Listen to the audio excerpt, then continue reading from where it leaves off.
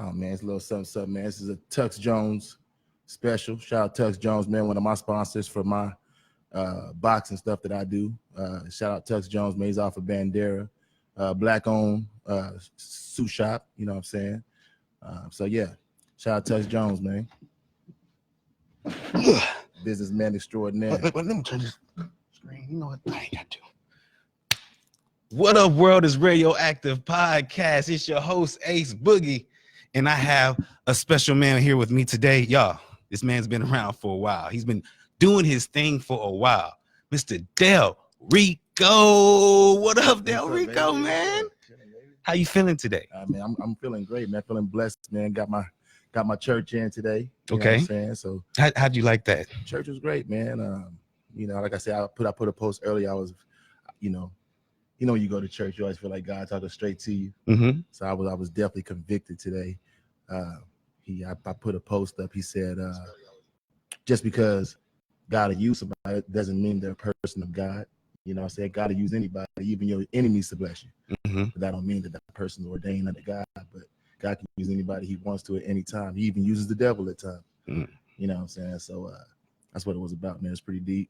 Okay. I have my son with me, my little boy. He loves, my little boy loves church, man. So shout out Place for Life, man. Shout out Dustin Hawkins, man. It was a good sermon. All right, well, let me give my shout out to my sponsors real quick. Yeah. What up, Mr. Randall Tripp with Madhouse Customs? Hey, you guys need anything printed? You guys need to get at him, man. He gets you printed, get whatever it is you need right on your shirts. Also, Pass That Apparel. You check Pass That on Facebook. Pass That _. Matter of fact, Pass That Apparel 2 on Instagram. Also, you can catch them at their location at 2406 East Houston. All right, let's get into it. How do I share this live? So you go to the podcast page, Radioactive, and when you go to the podcast page, you'll see. Of course, it don't want to come up for me. Oh, look at it, it's being difficult for you. You know, it happens sometimes, man. Now, you said you went to church today. Yeah. Was you in the spirit today? It's not even on the page. Yeah, keep on going. Okay, there we go. So watch. You gotta turn that. Yeah, you gotta turn that volume down. There we go. There we go. Yeah, man. You know, I grew up in a. Oh yeah, you gotta turn your volume down. We're gonna get it together, baby. It's all good. We're gonna get it together. We here. Get it together. All right, here we go. Yeah, man. You know, a lot of people don't know, man. I was actually ordained in 2014. Not a practicing minister, but I was ordained. I passed all my ministry classes under Bishop Rick Hawkins, a Place for Life, my spiritual father, man. Grew up Pentecostal. You know, shout out to my grandmother for that. So you say ordained, like what is exactly? What do you do? If I chose to practice to be a preacher, I could be a preacher. That's why I call myself the minister of boxing. That's where that came from. You know, being the minister of boxing is, you know, I'm an ordained minister. I can marry people, stuff like that, if I choose to. You know, just if I want to. Make it do it all. Yeah, you know. Okay, so why are you so fly today? What's up, man? You got a hot date or something? What's going on? Man, it's just me, man. Since I was a little boy, man. You know what I'm saying? I've always been suited and booted, man. It's just my steez, man. You know, I was taught, you know, dress for the job you want, not the one you got. Right. Or dress how you want to be addressed. Mm-hmm. You know, a lot of you be surprised what a suit could do for you. Yeah. You know, open doors, huh? Yeah, people always think that I'm the boss. Yeah. And that's you do that on purpose. You want them to think that. No, you know, initially, man, I like to just look fresh, man. You know, I grew up military. You know, my father used to make me shine his boots and iron his uniform and stuff like that. I was also in the Air Force myself. You know what I'm saying? So, you know, just being sharp, man, looking presentable was always something that I've instilled.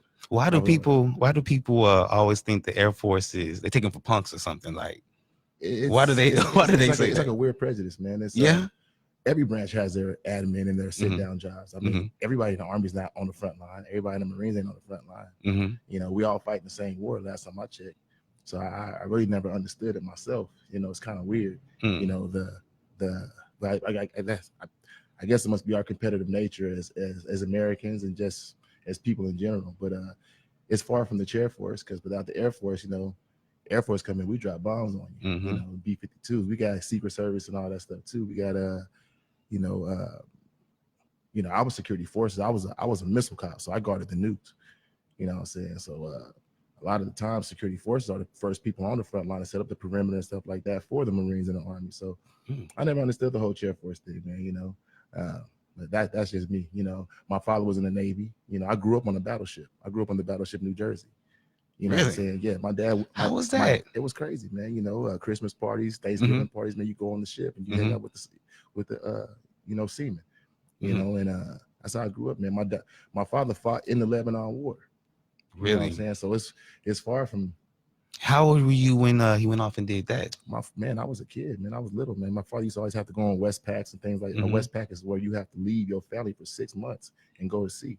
Do y'all spend a lot more time with your mother? Or? Oh yeah, plenty of time. It was 6 of us. I'm the oldest out of 6 kids. You know, so you know my brother. You know what I'm saying? So yeah, man, we grew up. Shout out to Face, man. What's up, man? Shout out Big Face, Calvin Barton. That's my baby bro, man. But yeah, man, we spent a lot of time with our father. You know what I'm saying? So yeah, that's what it was. A lot of crying nights. Oh, miss my daddy. Nah, it was good. Yeah, I had to step in those times. You know what I'm saying? 12, 13 years old. I had young parents. Man. Right. Mother was 26 years old with 6 kids. You know. So was it like you were raising your little brothers and sisters in a sense? Because I mean, it's always the oldest. Always got to take responsibility for. I'm the first person to put Calvin on the stage. Yeah. 15 years old, man. We came to San Antonio from California. Everybody was like, "What y'all gonna do out there in Texas? Riding on horses, all that stuff." But shout out Willie Anderson, man. You know, I did my first talent show. My first field of entertainment was at 15 years old when I created a group called Together as One with my brother Calvin Barton and Ferran Dumas. And you know, we performed Tony. It's our anniversary at Club Malibu at Fredericksburg Road back in the days, man. But when I entered the talent show, I didn't know it was for adults. So we ended up being the only kid group. And we did well. So y'all stood out then. We did well. Not only did we stick out, man, we stuck out well enough for Willie Anderson from the Spurs to approach my father, and he said, "I'm gonna manage your boy." So we thinking like, damn, we done left California. We done came to San Antonio. We about to blow up. We about to get famous. So he managed us for about a good 2 years, man. You know, we had a professional choreographer. Shout out Miles Douglas, man. It's a true story, man. You know, that was my first taste of entertainment in San Antonio. This is in '93. So you say I've been doing this for a long time. I've been doing this since '93. Literally, I've been on stages, performances '93 out here. You know what I'm saying?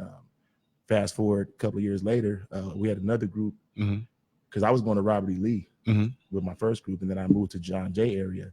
When I went to the John Jay area, of course, you know, I've been in choir all my life. I grew up singing. I'm a bass. A lot of people don't know that. But yeah, because I didn't know you could sing. Like, man, I grew up singing, man. But I also grew up being Michael Bivins. I was the one that couldn't sing that good, but I was the organizer of the groups and things like that. So we had another group called Essence. I got the name from the magazine. You know what I'm saying? Essence. So it was we're from a 3-man group to a 4-man group. It was me, my brother, Freddie Harris, and this dude Calvin Miller. Freddie Harris ended up getting out of the group, and we entered my boy Anthony Latham. And man, people will tell you, man, we used to kill it. We used to kill it at the talent shows at school. And another Spur, Devin Brown, hometown Devin Brown, his father, James Brown, very prominent man in the community, done a lot of things for the community, for the kids. He took a liking to us and he started managing us.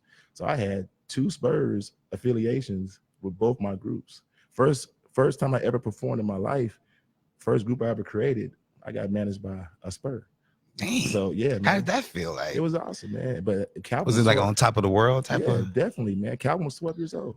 Calvin was 12 years. Calvin, my brother's a prodigy, man. He's been writing music since he was 11, 12 years old, man. Did you and him have like singing competitions? Who? You and Calvin?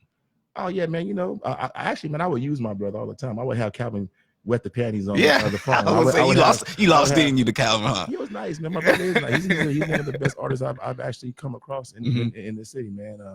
It's unfortunate we really didn't blow up how we thought we should have, but you know, 2020 League is our group. 2020 is the year 2020, so we say this is the year of the league. I got these tattoos like 20 years ago, man. I got 20 and 20 tattooed on my arms. You know, so this is he has them too, and a lot of other people have them too. But this is old news, man. But yeah, I used to have Calvin sing on the phone, man, for girls and stuff like that.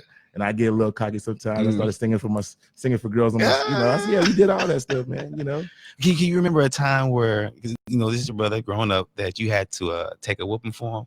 Something he did, and you like? No, I was always getting the whoopings. You're right. So I mean, do you remember a time that you had to take that L for him? As far as what? I'm talking about growing up. You know what I'm saying? He did it, but my parents. Yeah, of Oh course. hell no. So he got to take all his licks. Yeah, we took our own licks. Yeah, nah. They used to feel sorry for me. I was the one that was getting the licks. They learned their lesson from me, and they didn't do what I did. I was because me and Calvin have different fathers. My father's in prison. He just went back to prison. He just went back. Yeah, my father's 61 years old. He just went back to prison. He's probably going. Yeah. So how does that make you feel? Like, man, you still doing the same old? Or? Yeah, it's crazy, man. I never knew my father. I met him for the first and last time when I was 18 in prison before I went to the Air Force, and that's the last time I see him in person. But I've talked to him on the phone and stuff like that. But we lost touch for about 2 years. I didn't know. I thought he was dead. But my cousin found him. He's in Florida. He's in a. I'm originally from Florida. Okay. But yeah, he's in a Florida prison right now. So who did you look up to as a father figure? I guess. Okay. Calvin Senior. Oh, okay. Yeah, okay. Man that raised me, the military, the Navy man. Yeah. Okay. I think you remember you talked about him the last time. I worked so hard. He's the one that instilled my work ethic. Busted my ass all the time. Made me work, grind all the time. Like I said, be fly. Wasn't no sagging, no pants. Wasn't no earrings. Wasn't none of that. You know what I'm saying? So how do you think he did a good job? He did it look at me, baby. Yeah. I'm doing my thing. Yeah, I'm doing my thing. He passed in 2015. But yeah, man, Calvin Senior is probably the only guy I can really say I looked up to as a man and a father. Was Calvin's dad. And you have a son as well, correct? 2 sons. You have 2 sons. 2 sons. Okay. My son just got done playing outlaw football. They were undefeated. They're city champs. They won the city. They went undefeated. Damn near unscored on all season. Only one team scored on them, the Bad Boys. They only scored about a couple points, 6 points, maybe. So then we lost state in Dallas.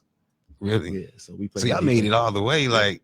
Yeah, and then both my sons play ball too, basketball. So last year they were 8-1 together, and my little boy was the leading scorer of the whole league. So yeah, so he's playing right now with the Sharks.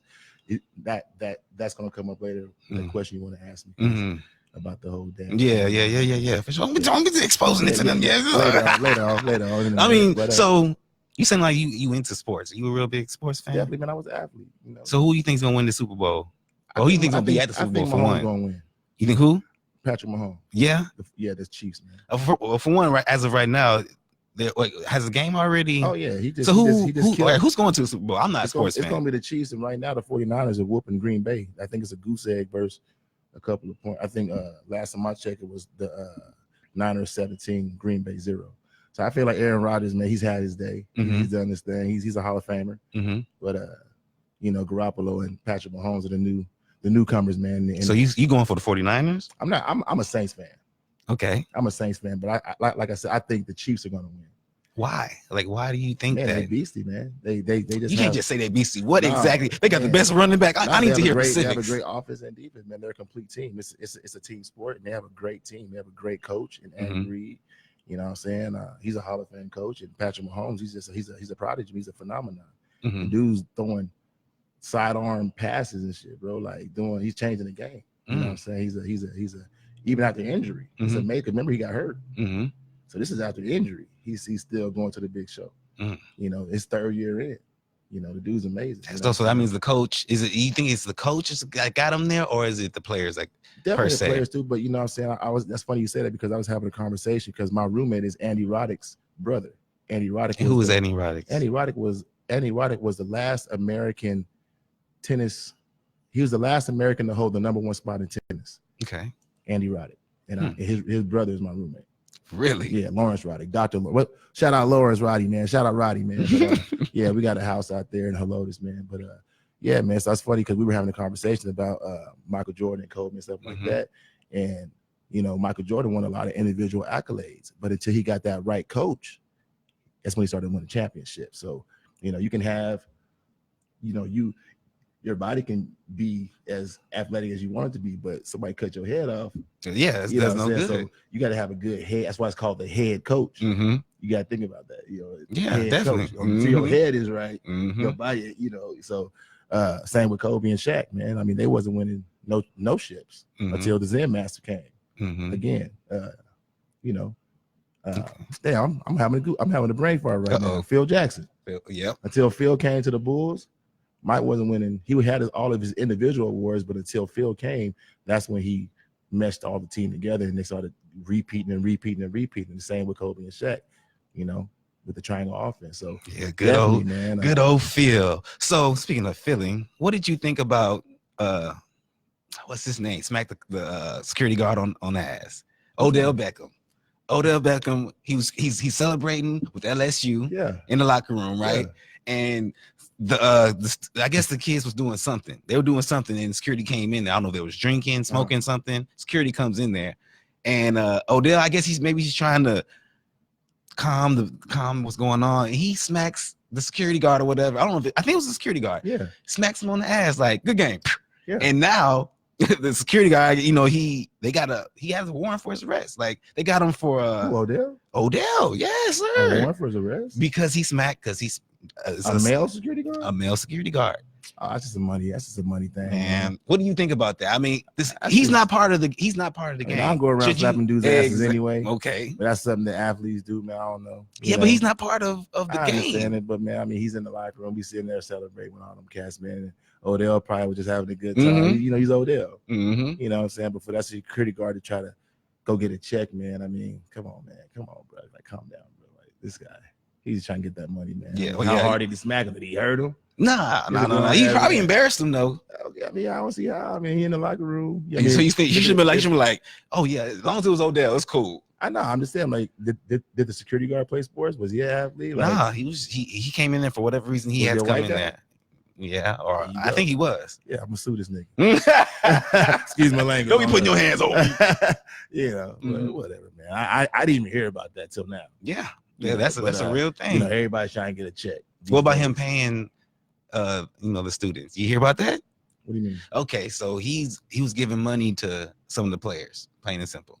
Which players? Now LSU? the school, yeah, LSU, yeah. Okay. So the school tried to play it off like it was fake money, but come to find out it was real money because one of the dudes got on a podcast on the seniors. You know, he wasn't playing no more, so it didn't matter to him. Don't old boy's son play on there, Randy Moss? Man, don't get me the line, man. I'm not the sports fan. Okay, Randy Moss. I think Randy Moss's son is on the LSU. Yeah? Yeah. Oh, that's dope. Yeah, beast. Big is he? Boy. Yeah, big ass dude. You see him going? You see him going into? I think his name is Thaddeus Moss. Yeah, he on the team too. So, but what do you think about? Yeah, well, he gave him money. I mean, come on, man. I mean, everybody's doing it, man. Yeah, you just can't get caught. Man. Stop getting caught, people. Stop getting caught, athletes. Stop getting caught. Y'all gonna give somebody some money, man. Stop getting caught. I mean, is that the name of the game? I mean, somebody obviously snitched. Yeah. Oh no, yeah. So, clearly, like they got it recorded and everything. Like it was on a podcast. How much money was he giving them? I don't know how much money he was giving them. I mean, I know he balling, but is he balling like that to be just? I mean, was he buying cats houses and cars and shit? I mean, I guess he felt, he felt like he wished somebody did that for him. $100 right now is it a big deal? But I don't play for that. I'm saying though, because I'm an athlete. Mm-hmm. You know, if I'm your homeboy, if I want to give you a rack, I can give you a rack. Like, what's it to? Oh, okay. So you can't say why he gave it to me per se. You know what I'm saying? Like, what's the big deal? I mean, I don't know. Shit, if I want to go buy my homeboy a brand new pair of shoes, I mean, what's it to you? This is true. You know. I mean, so you got an event going on, don't you? Tonight, actually, yes, man. We got the MLK party going on at the V Lounge, 107 East March Street. Okay. It's gonna be a hip hop party, man. A hip hop dress code. I'm the head of security at V Lounge, man. We're on our second year. Mm-hmm. Shout out Tony Cervantes, man. Put me on, trusting me to, protect the club. That's my background. That's how I actually got into the game. Really? Yeah, promoting, man. I was actually a bouncer at the Sky Lounge back in 2005 when the Saints came out here. So I got to just, promoting is a popularity contest. You know what I'm saying? The more people you know, that's how you pat the club. That's how you pat people follow the promoter or the DJ. Mm-hmm. You know what I'm saying? So the more popular you are, of course, people gonna want to go fuck with you. So it's funny you say that. About. You've been around, like you said, for a long time. Yeah. Do you feel like maybe some of your popularity, because you retired also? Yeah, in 2013. Right. So do you feel like maybe some of your popularity may not be as hot as you were then? I didn't think I was at first when I got into the sports promo and things like that, but I think how did that feel? I think it made me more popular. How did that feel? That initial comeback, and you were like, "Oh, I'm not that strong at it." But I actually am still. I just had a big party with Travell Mason, man. Shout out Travell Mason, my boy just won the NABF world title. He signed a Golden Boy. And if you look at my page, I just posted our party from last Saturday. Yeah, and I mean the place was wall to wall. Oh, so I still got it. I actually had my first global television spot. I was on Dazzin, the Zone. I mean, I walked him out to the ring. You was telling me something about your what are you now? Because he said that it was a previous black male announcer. Yeah, and he retired. So yeah, Henry Jones, man, Henry Discombobulated Jones. He was a protege of Michael Buffer, Mr. Let's Get Ready to Rumble. He's the only black ring announcer in the Boxing Hall of Fame, Professional Boxing Hall of Fame. He just happens to have my last name, and I could potentially be the second Jones inducted into the Boxing Hall of Fame. I'm the only. Yeah, I mean, I haven't seen any other black professional ring announcers, So yeah, man, this could lead to me being in the Hall of Fame. How do you get abducted? What's the word? Just, how do you get there? Just putting the work in. Yeah. Okay. That's all. Yeah, so people vote you in, like. No, it's just it's just like it's just putting the work in, man. Like being a ring announcer. You look at Michael Buffer, man. He started at my age. He started at 38, 39. He's almost 80 years old, still doing it. So he's a permanent fixture in the boxing world. Is that who you look up to in a sense? Not so much look up to, because I really didn't try to be a professional ring announcer. It kind of happened by accident. How did that happen? Shout out Kylie. That's how that happened. Kylie. Yeah, actually. Tell me this story. Tell me the story. So man, I've always been an MC. I've always been a party host. Like I said, I've been on stage since I was 15 years old. You know what I'm saying? Handling mics. I know how to, rock the mic. You know what I'm saying? So when I was a promoter, DJ City was actually somebody who I looked up to on the mic, because I would hear him rock the mic while he DJ'd. And actually, DJ City made me kind of popular also. Before I was a big time promoter, I would come to the club and stuff, and he would be like, Del Rico, oh, Del Rico, oh. So shout out City for that, man. And when I had Clusos back in like 2010, he was my DJ. And then one day I was like, man, it seems like you're working too much. Like, it seems like you're doing too much. I said, man, give me the mic. Let me rock the mic. So I started rocking the mic, man. I would always ask him like how I sound, how am I doing? I was asking for advice, be like, how am I doing? He'd be like, you sound great, man. Keep rocking. And I just stuck with it, man. So I became because promoting is one thing, but once it's the night of the party, you know what I'm saying? The MC is important though. Yeah, it's very important, So I noticed, I was looking around, I was like even now, like Saturday nights at the V Lounge, we didn't have an MC. And we have a nice DJ. So I told the owner, I said, hey man, I'm good at hosting parties, man. So he's like, well, grab the mic. And so now I'm not only the head of security, man, but in between, I'm in there hosting the party too, making everybody rock. So we had this pro-am. Shout out Rick Moronis, man, TNB and PRB Entertainment. Well, it's TNB Promotions now. I was doing all the MCing with the DJ, with DJ Ammunition. You know what I'm saying? Just rocking the crowd, you know what I'm saying? And then one day I just got an itch. I was like, man, we got all these amateur fighters coming out. I want these little kids to feel like how the pros feel. So I said, man, what you think about me ring announcing for the amateur fights? Now, who are you talking to when you say this? This is Rick Moronis. He's the CEO of TNB. Okay, so what did Kylie have to do with that? Okay, go ahead. My bad. I'll get to it. So, we rocking, and so I've done like 13 fights. It's a pro-am, so it's a professional / a pro-am is a professional / amateur event. That's what's called the pro-am. So so I'm hosted all night, ring announcing. I guess Kylie didn't know what being a ring announcer entailed. And I guess Rick didn't know that he didn't know either, because Kylie is a dominant MC in the city. Probably the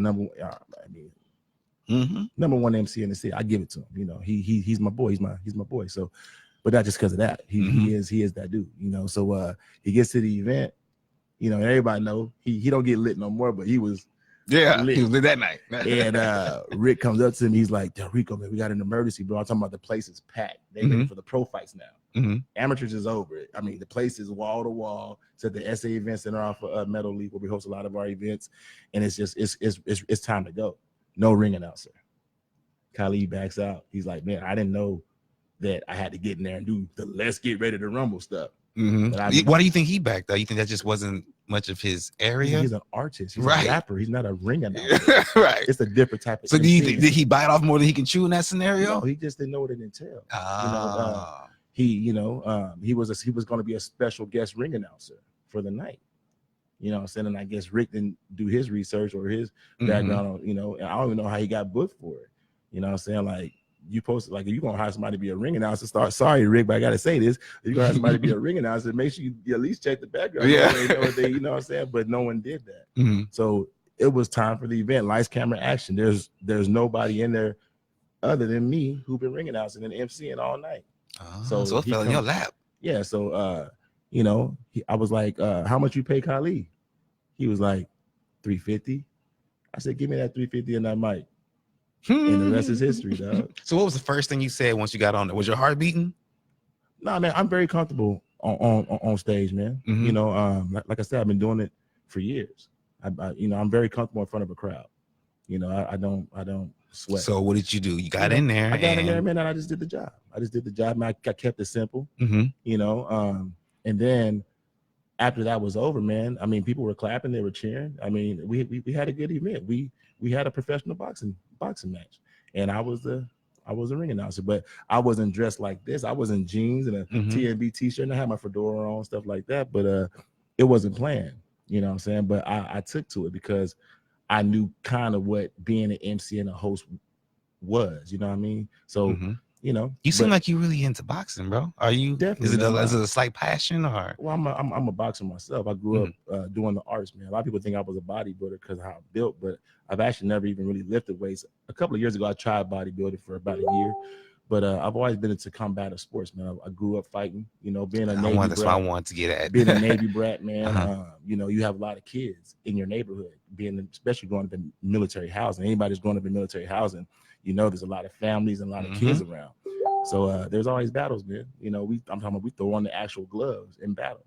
And no one in my age group was messing with me. So I would have to fight the high school kids. You know what I'm saying? Because I was that nice, you know what I'm saying? And from that, of course, you got your dad. I had a young father, so my dad was all into Bruce Lee. He introduced me to Sugar Ray Leonard, stuff like that. My dad would tape all the fights because my dad was a huge fan of boxing. My uncle, Johnny Barton, was a boxer. He's from San Antonio, from the east side. So I was like look outside of my window and I would see my uncle out there jump roping, training for fighting and stuff like that, man. So yeah, it's definitely. And my father was a Golden Glove boxer. My real father, I found out he was a 2-time Golden Glove champ in Ohio, and I didn't even know this. And he was a martial artist. So it's funny that I never knew my father, but my father. So it's in the blood. It's in my blood. You know what I'm saying? Why do you think you had to fight? What was most of the reasons you had to fight growing up? It was always planned. It wasn't I mean growing up, just fighting on the basketball court and being an athlete too, you dominating people. So you had more boxing fights growing up, not actual street fights. I had a couple street fights too. With those street fights, what were most of the reasons why you probably got into a fight? Because I was better than them. So the other person was a sore loser. Yeah, sore loser. Yeah. And you don't appreciate being called names. So it's always something like that. Okay. Yeah. So did you watch that Conor fight?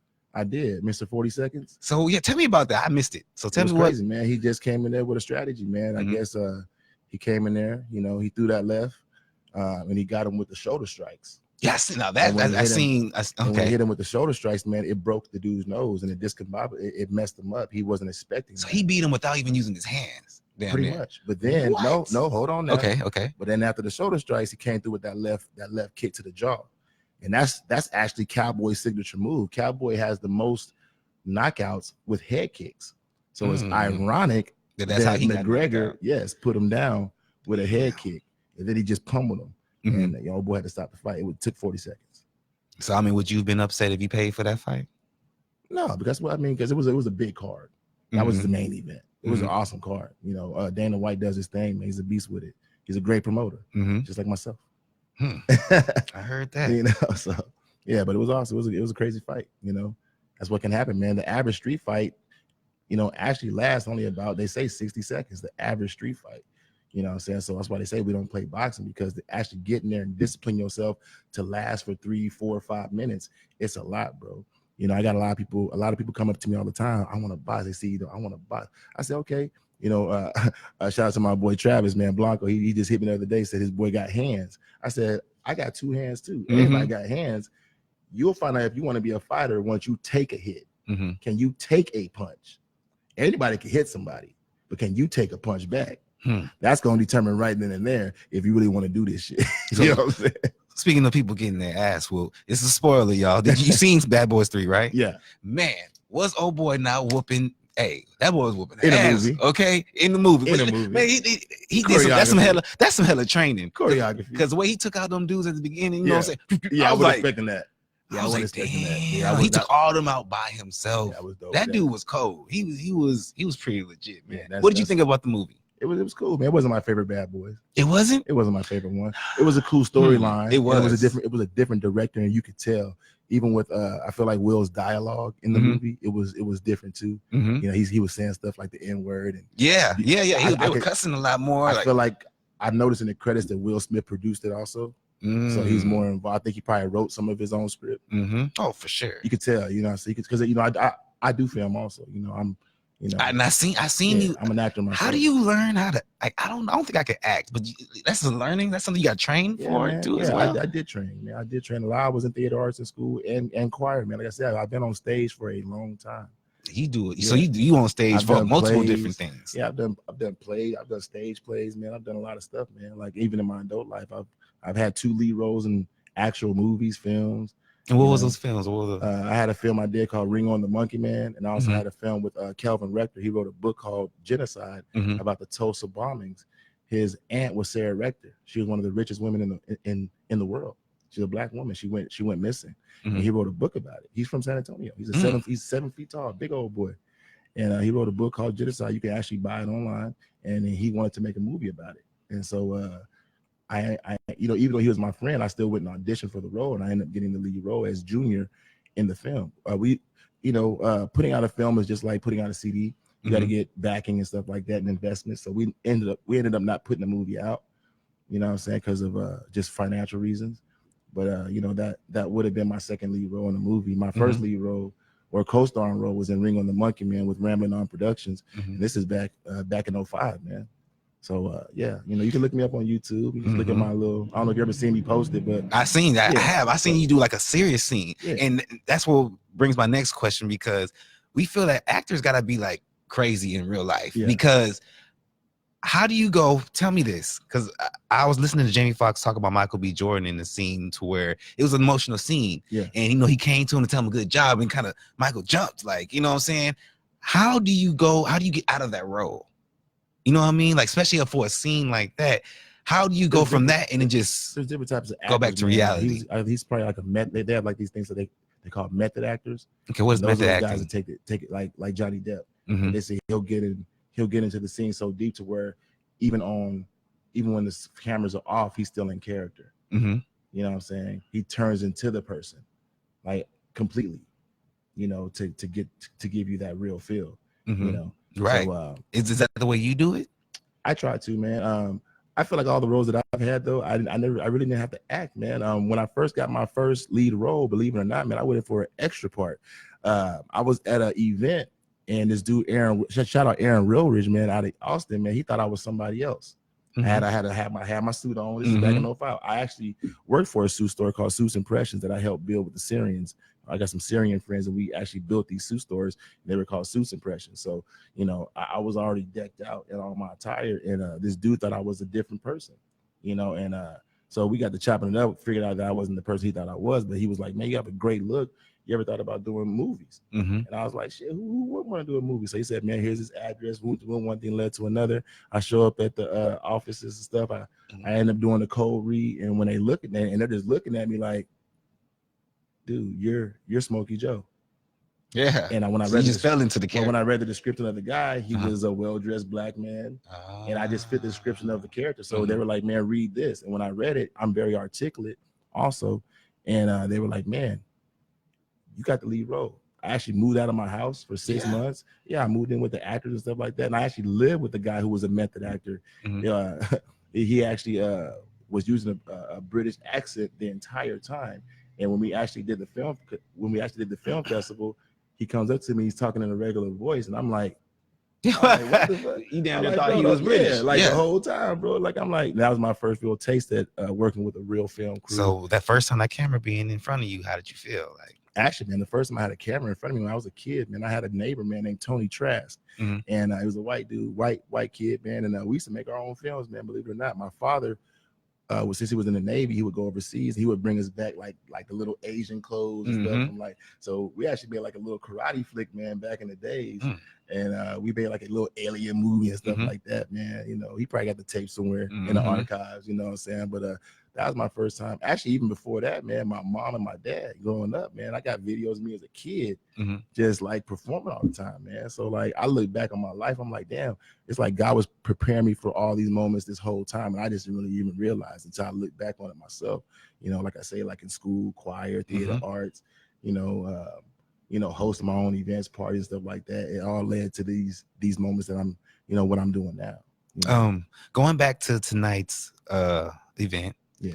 What was VIP looking like? What's the bottles looking like? $100, man, all night. You know, we ain't hitting nobody over the head. It's free cover to get in, free parking, relaxed dress code because we're downtown, man. We, you know, we're on prime real estate, man. We're right there off the river. You know what I'm saying? Shout out Martin Luther King, man. You know what I'm saying? Making this possible for all of us, you know, to all party together tonight, you know, and also tomorrow too, man. Shout out Avar, Big Roddy and them boys, Jason Shields at Blow. They're doing a Stop the Violence event. Rest in peace, King Saints, man.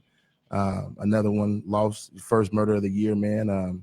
You know, from our block, man, Marbach. He was what is up gunned with that, down. man? What is I mean, y'all know what's going on with these cats, man. But he was, you know, part of that 8 Life crew. Like, as you know, Chris Polk was also gunned down, assassination style. We had MG Vaughn murdered with his son in the car. You know, at the towards the end of last year. I mean, I can go on and on and on, man. You know. Yeah, but what? Now I won't say change, but it seems like something changed. What do you think is going on? Like, we live in a supernatural world. We also live in a evil world, man. It's an evil world, man. You know, evil is real. You know what I'm saying? It's real, man. It's not always gonna be a bright, shiny day, man. Especially when you put yourself in that position. You know, I ain't gonna say I was always living right myself. And I had a roommate who got lethal injection, believe it or not. Shout out Reggie Blunt, man. Rest in peace. His twin brother ended up getting gunned down 5 years later off of Hayes. CeeLo and Trelo, they were twins. You know what I'm saying? But Reggie was my roommate. I stepped across from this guy. You know what I'm saying? And we would do dirt together. You know what I'm saying? And I had to make a decision that I didn't want to be in that lifestyle no more. You know what I'm saying? You know, I have kids, man. I got 2 daughters too. You know, you gotta think about karma. Somebody busting through your door one day because you done did something dirty, and they could take you and your kids. That's almost what happened to MG Vaughn. You know what I'm saying? They lit that car up in broad daylight off, you know, on the white side of town at the rim. And his son, just imagine his son being in the car. He's gonna be traumatized for life, bro. You know what I'm saying? I ain't gonna lie, bro. I shed a couple of tears that day because it was so I couldn't imagine my sons going through something like that. So it felt more personal. It was very personal. You know, I was just like, damn. I mean, I even know his mother, shout out, you know, Latanya Kyle, man. Like, I went to Chris Post's funeral, man. I can still hear his mother crying. I can still hear her cries, bro. You know what I'm saying? And it was sad, bro. So, yeah, that's what that is, man. So Stop the Violence, man. Tomorrow night. Shout out to them boys, Big Roddy, Avar, the legend. You have a relationship with all of them? Man, I booked all them cats, man. I put money in them cats' pockets. We all done made money together for years. You know what I'm saying? Me and Avar, man, we go way back. We done, you know what I'm saying? We go way back. They know what it is. Why I'm shouting them out. You know what I'm saying? Del Rico show love to everybody, man. I don't got no hate at all, you know. You ain't got to ask me to post nothing. You know how I am. Yeah. You know, I show love, bro. This is what it is. And you know what? That makes it I like when I have promoters on the show because you ain't got to do much because the promoter's going to do his thing. What he do? You know what I mean? So, and I'm more than a promoter. You know? Yeah. When people say promoter, they automatically think club. Right. I'm like, that's y'all's bad for assuming that I was only a club promoter. That's why I created the moniker, the Pro Monster. You know what I'm saying? Because a pro monster is someone who I'm a promoter of all things. You know what I'm saying? Whatever needs to be promoted, from sports to artists to, you know, clubbing, anything entertainment, man, that's all me. But even businesses, shout out to my boy Sherman Hughes. So that's why my beard's so glistening right now. My boy Sherman Hughes, man, got the product right here, the Beard Elixir. You know what I'm saying? How long you been using that? For a little while. He brings hairlines back. Yeah, no, really? Seriously, like he can actually bring your hair back. He's an actual doctor. They have a thing to where your follicles and your hair, some type of thing that's going on in your body is the reason why you have pattern of baldness, and they figured out how to bring your hair back. That's actually what he really does. So shout out, yeah, bro, it's crazy. So shout out Sharon Hughes, man. Shout out people like Cherie Wilson. She's also creating her own beard products. I was actually the face of her beard care line for a little while. You know what I'm saying? I'm over here having Crown Beard Care. That's Jason Shields' wife. Okay. The owner of Blow. Yeah. So they're entrepreneurs, man. All black owned stuff, man. You know what I'm saying? So yes. Okay. So what's your thoughts on the black community right now? What's our state in your opinion? Different states, man. Every black person ain't in the same state. Mm-hmm. You know, I hate hearing stuff like the white man this, the white man that. You know, I hate hearing, stuff like the white man brainwashed us. I mean, I feel like we give the so-called white man too much power, credit. too much credit, man. There's plenty of successful black folks that came from the same block you came from. So what's your excuse? Oh, we had liquor stores on every corner. Yeah, but you got people like Oprah who had no running water in her house, and now she's the first black billionaire of all time. Mm-hmm. You know what I'm saying? Like, so it's like you didn't have a harder life than she had. You know what I'm saying? So what's your excuse? Me, myself. I never had my father. You know what I'm saying? My mother doesn't really support me on that level. That's my mother. You know what I'm saying? We had our falling out and things like that also, but I don't let nothing like that stop me. You know what I'm saying? I ain't never let no white man stop me. I'm almost 41 years old in June. I've never had a white man prevent me from doing anything I want to do. Have you including being on this show? Have you experienced racism? I didn't mean to cut you off, sorry, but have Of you course experienced we it? all have, but not just from white people, from my own people. See, there's racism, but there's also a thing called prejudice. And see, you might not be racist because they say we can't. They say black folks can't be racist, but we can be prejudiced. Mm-hmm. You know, you got the good hair versus nappy hair. People got the light skin versus dark skin people. You got the, you know what I'm saying? It's like, oh, when a white man murders us, there's picket signs and riots. But when we kill each other, like in Chicago, 500 murders a year, where the picket signs at then? You know what I'm saying? Where's the riots at then? Where's the uproar then in your own community? So how important is mentorship when it comes to things like that? Man. Like I said, I got 2 sons and 2 daughters. Mm-hmm. You know, they're gonna be, when they get grown, they're gonna see what the world's really like.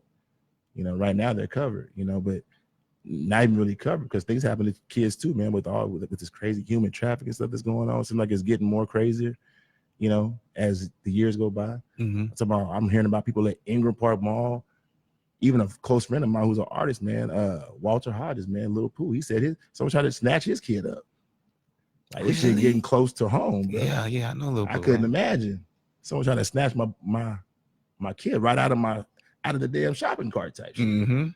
This shit getting crazy. Mess around, get shot. Like I said, it's an evil world we live. Yeah, bro. yeah. It's an evil world. That stuff is crazy, man. That trafficking and shit's crazy, bro. Like these guys must be making like millions of dollars for taking these kids. They making something because they ain't doing it for nothing. Right, because that's a risk out there. It's insane, bro.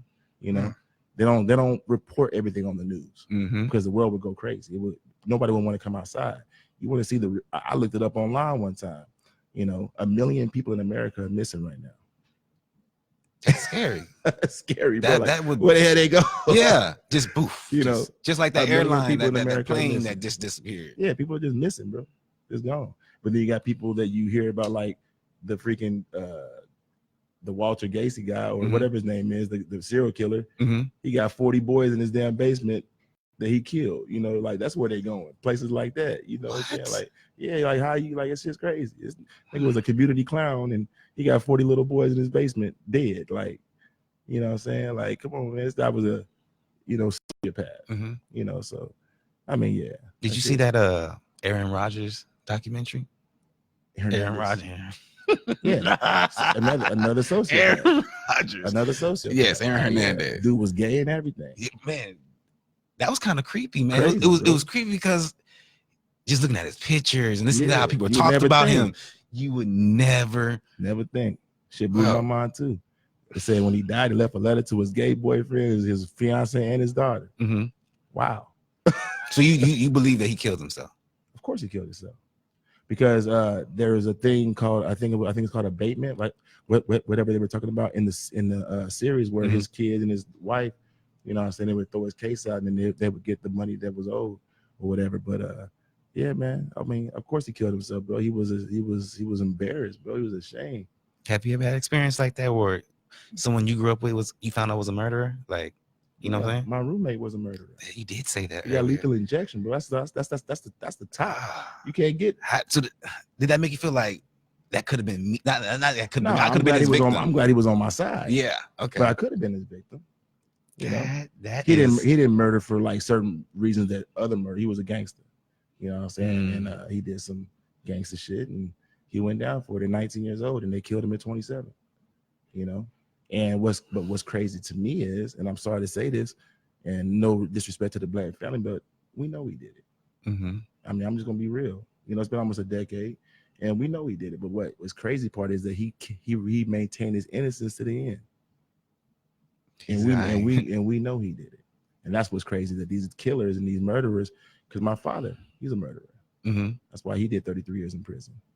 You know but people make it seem like murdering it nowadays. They make it seem like murdering is just so easy. I mean, it's a definition of a murderer is someone who has no respect for life, including their own. Okay, well, I don't want to say murderer. Killing someone, they make it seem like killing someone is easy.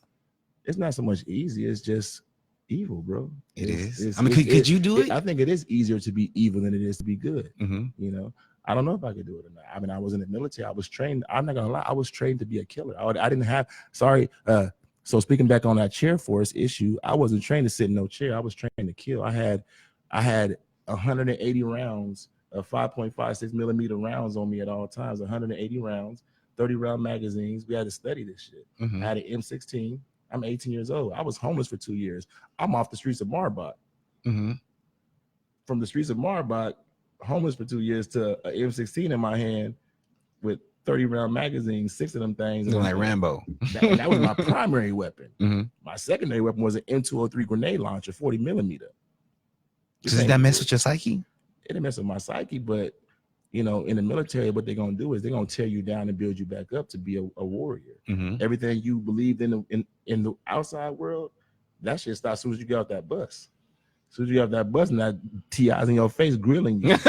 You know what I'm saying? Man. And you go you know, that's what they trained me to do. I have ground combat skills background. Mm-hmm. I actually even got college credits. I didn't even know I was getting college credits for this stuff. Yeah, I have college credits for criminal justice because of the job that I had in the military. You know what I'm saying? So I could have got out and became law enforcement, but you know, I didn't want to do all that. You know what I'm saying? But yeah, man, that's what they taught us, man. How to even kill yourself if you get caught. We had an actual suicide pack. That it was a little cartridge with a spring in it, and you pretty much inject yourself and you take yourself out if you're caught. You know what I'm saying? To prevent yourself from being a POW. So yeah, man, shit's deep, bro. That is deep. It's just deep, yeah. That's killing yourself. Yeah, so I was trained to. No, I was trained for war, bro. Like I wasn't trained to fax papers.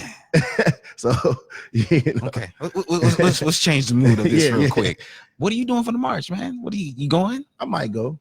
I'm not sure yet. I got my son, and man, I might go. I'm not sure. We went 1 year. I was working with Tan TV 1 year. It you know, it didn't work out, but I had the van and everything. I was out there, running around. You know what I'm saying? It was cool, man. But I don't know. I might go. Are you going? I'm going. Actually, me and you represent your show. Well, checks out. So me and Eric Morgan are going to do another show. Should I eat that? Yeah, we're going to do another show, Eats from the Streets. Yeah. So we're actually gonna this show is actually gonna be about food. Yeah. So pretty much like little shows you be seeing on the Food Network. We about to create one in San Antonio and go to all these local spots and hit them up and test their food out. And if it's good, it's good. Yeah. If it ain't, it ain't. We gonna let y'all know. We gonna let y'all know if it's good or if it ain't good. But we gonna got any interaction on here? Oh yeah, we actually had somebody asked, when did you get your call into God? Oh, my sister had asked that. Believe it or not, man, my mother actually told me, man, that growing up, she was always told to keep me in the church, and she says that I was chosen from her womb, bro. My own mother told me that. My mother speaks in tongues. She tell you why she felt that way? I guess she was called to just tell me that. You know, she's always told me that I was chosen from her womb to spread the gospel, man. You know, and I always have that tugging too. You know, you always, you know, you're supposed to be doing something. Yeah. You know, but you ain't doing it. You know, I've gone to major church. I mean, my church is a global church, and whenever I go, I get prophesied over. I get called out. You know, I feel like a calling is something you can't run away from. You can only run for so long. You know what I'm saying? So I haven't delved all the way into it. I think that if I do, there will be some things in the world that will change them. Definitely change on my end. I really want to help the youth. You know, so I feel like that's where it starts at. You know. We help the youth and build the youth up, then there might not be as many bad adults in the world, you know what I'm saying, when they come up and they, you know, and with me too, man, like being a minister, you you know, I can really relate to a lot of these kids. You know what I'm saying? Because my father just went back to prison. They would, I think that I feel like they would listen to me more versus somebody who's never experienced what they've been through, because that's the main thing. When someone's never been through what you've been through, you kind of like, what you know? What do you know about this? But if I was to tell a little cat like, bro, you have no idea. Look at this picture. This is my dad. He's in prison right now. And I feel like that'll dumb them down a little bit. Like, okay, well, maybe I should hear what this man has to say. Also, as far as excuses, my family from the projects, we grew up on food stamps and government stuff and issue and stuff like that. But look at me today. Look at the suit I'm wearing. You know, I got a brand new car outside. I got 4 beautiful children. I got a nice big house. You know what I'm saying? I have multiple jobs. Yeah. You know what I'm saying? And try to create more for not just myself, but for others. Well, with you having all this drive now, how did you ever become homeless? Believe it or not, man, I was kicked out of my house at 16 years old. I was one of them kids, man. I was running. Was you around. Because you was bad, or was it? I wasn't so much bad, man. Me and my father, man, we had a love-hate kind of relationship, man. I grew up too fast. You know what I'm saying? And this is the man that raised you, correct? The man that raised me. I'm on the west side with my Uncle John Tyrone at the trap house. You know, I just have to drive my dad to the trap house. We getting lit together, smoking, stuff like that. So once you do something like that with your father, you get a different mentality. Like I'm a man now. You know, I was having So was sex. you smelling your drawers? Is what type of situation was one of them type of situation where you was smelling your piss? I mean, not so much that, man, but I was grown, bro. I was not your average kid, bro. I was 14 years old, already having sex. You know what I'm saying? Then 16 years old, smoking, doing drugs, stuff like that, being places I ain't supposed to be at. You know what I'm saying? And one thing just led to another, man. I ended up in the street. You know what I'm saying? I stayed with friends. Shout out Brian Holloway from Fadeaway Barbershop. I grew up with them boys, man. They took me in and stuff like that too. Different friends. I still graduated high school because I was like, nah, I'm going to school because that's where the girls was at. That's where my friends was at and stuff like that. So I wanted to go to school. I actually love to learn, bro. If you ever look at my page and stuff like that, you could tell I'm like a historian. I like to just study stuff. I like to learn, like, you know, put stuff out there, debate. That's always been me, man. So I'm kind of like a hood nerd, I guess. Yeah. I don't know.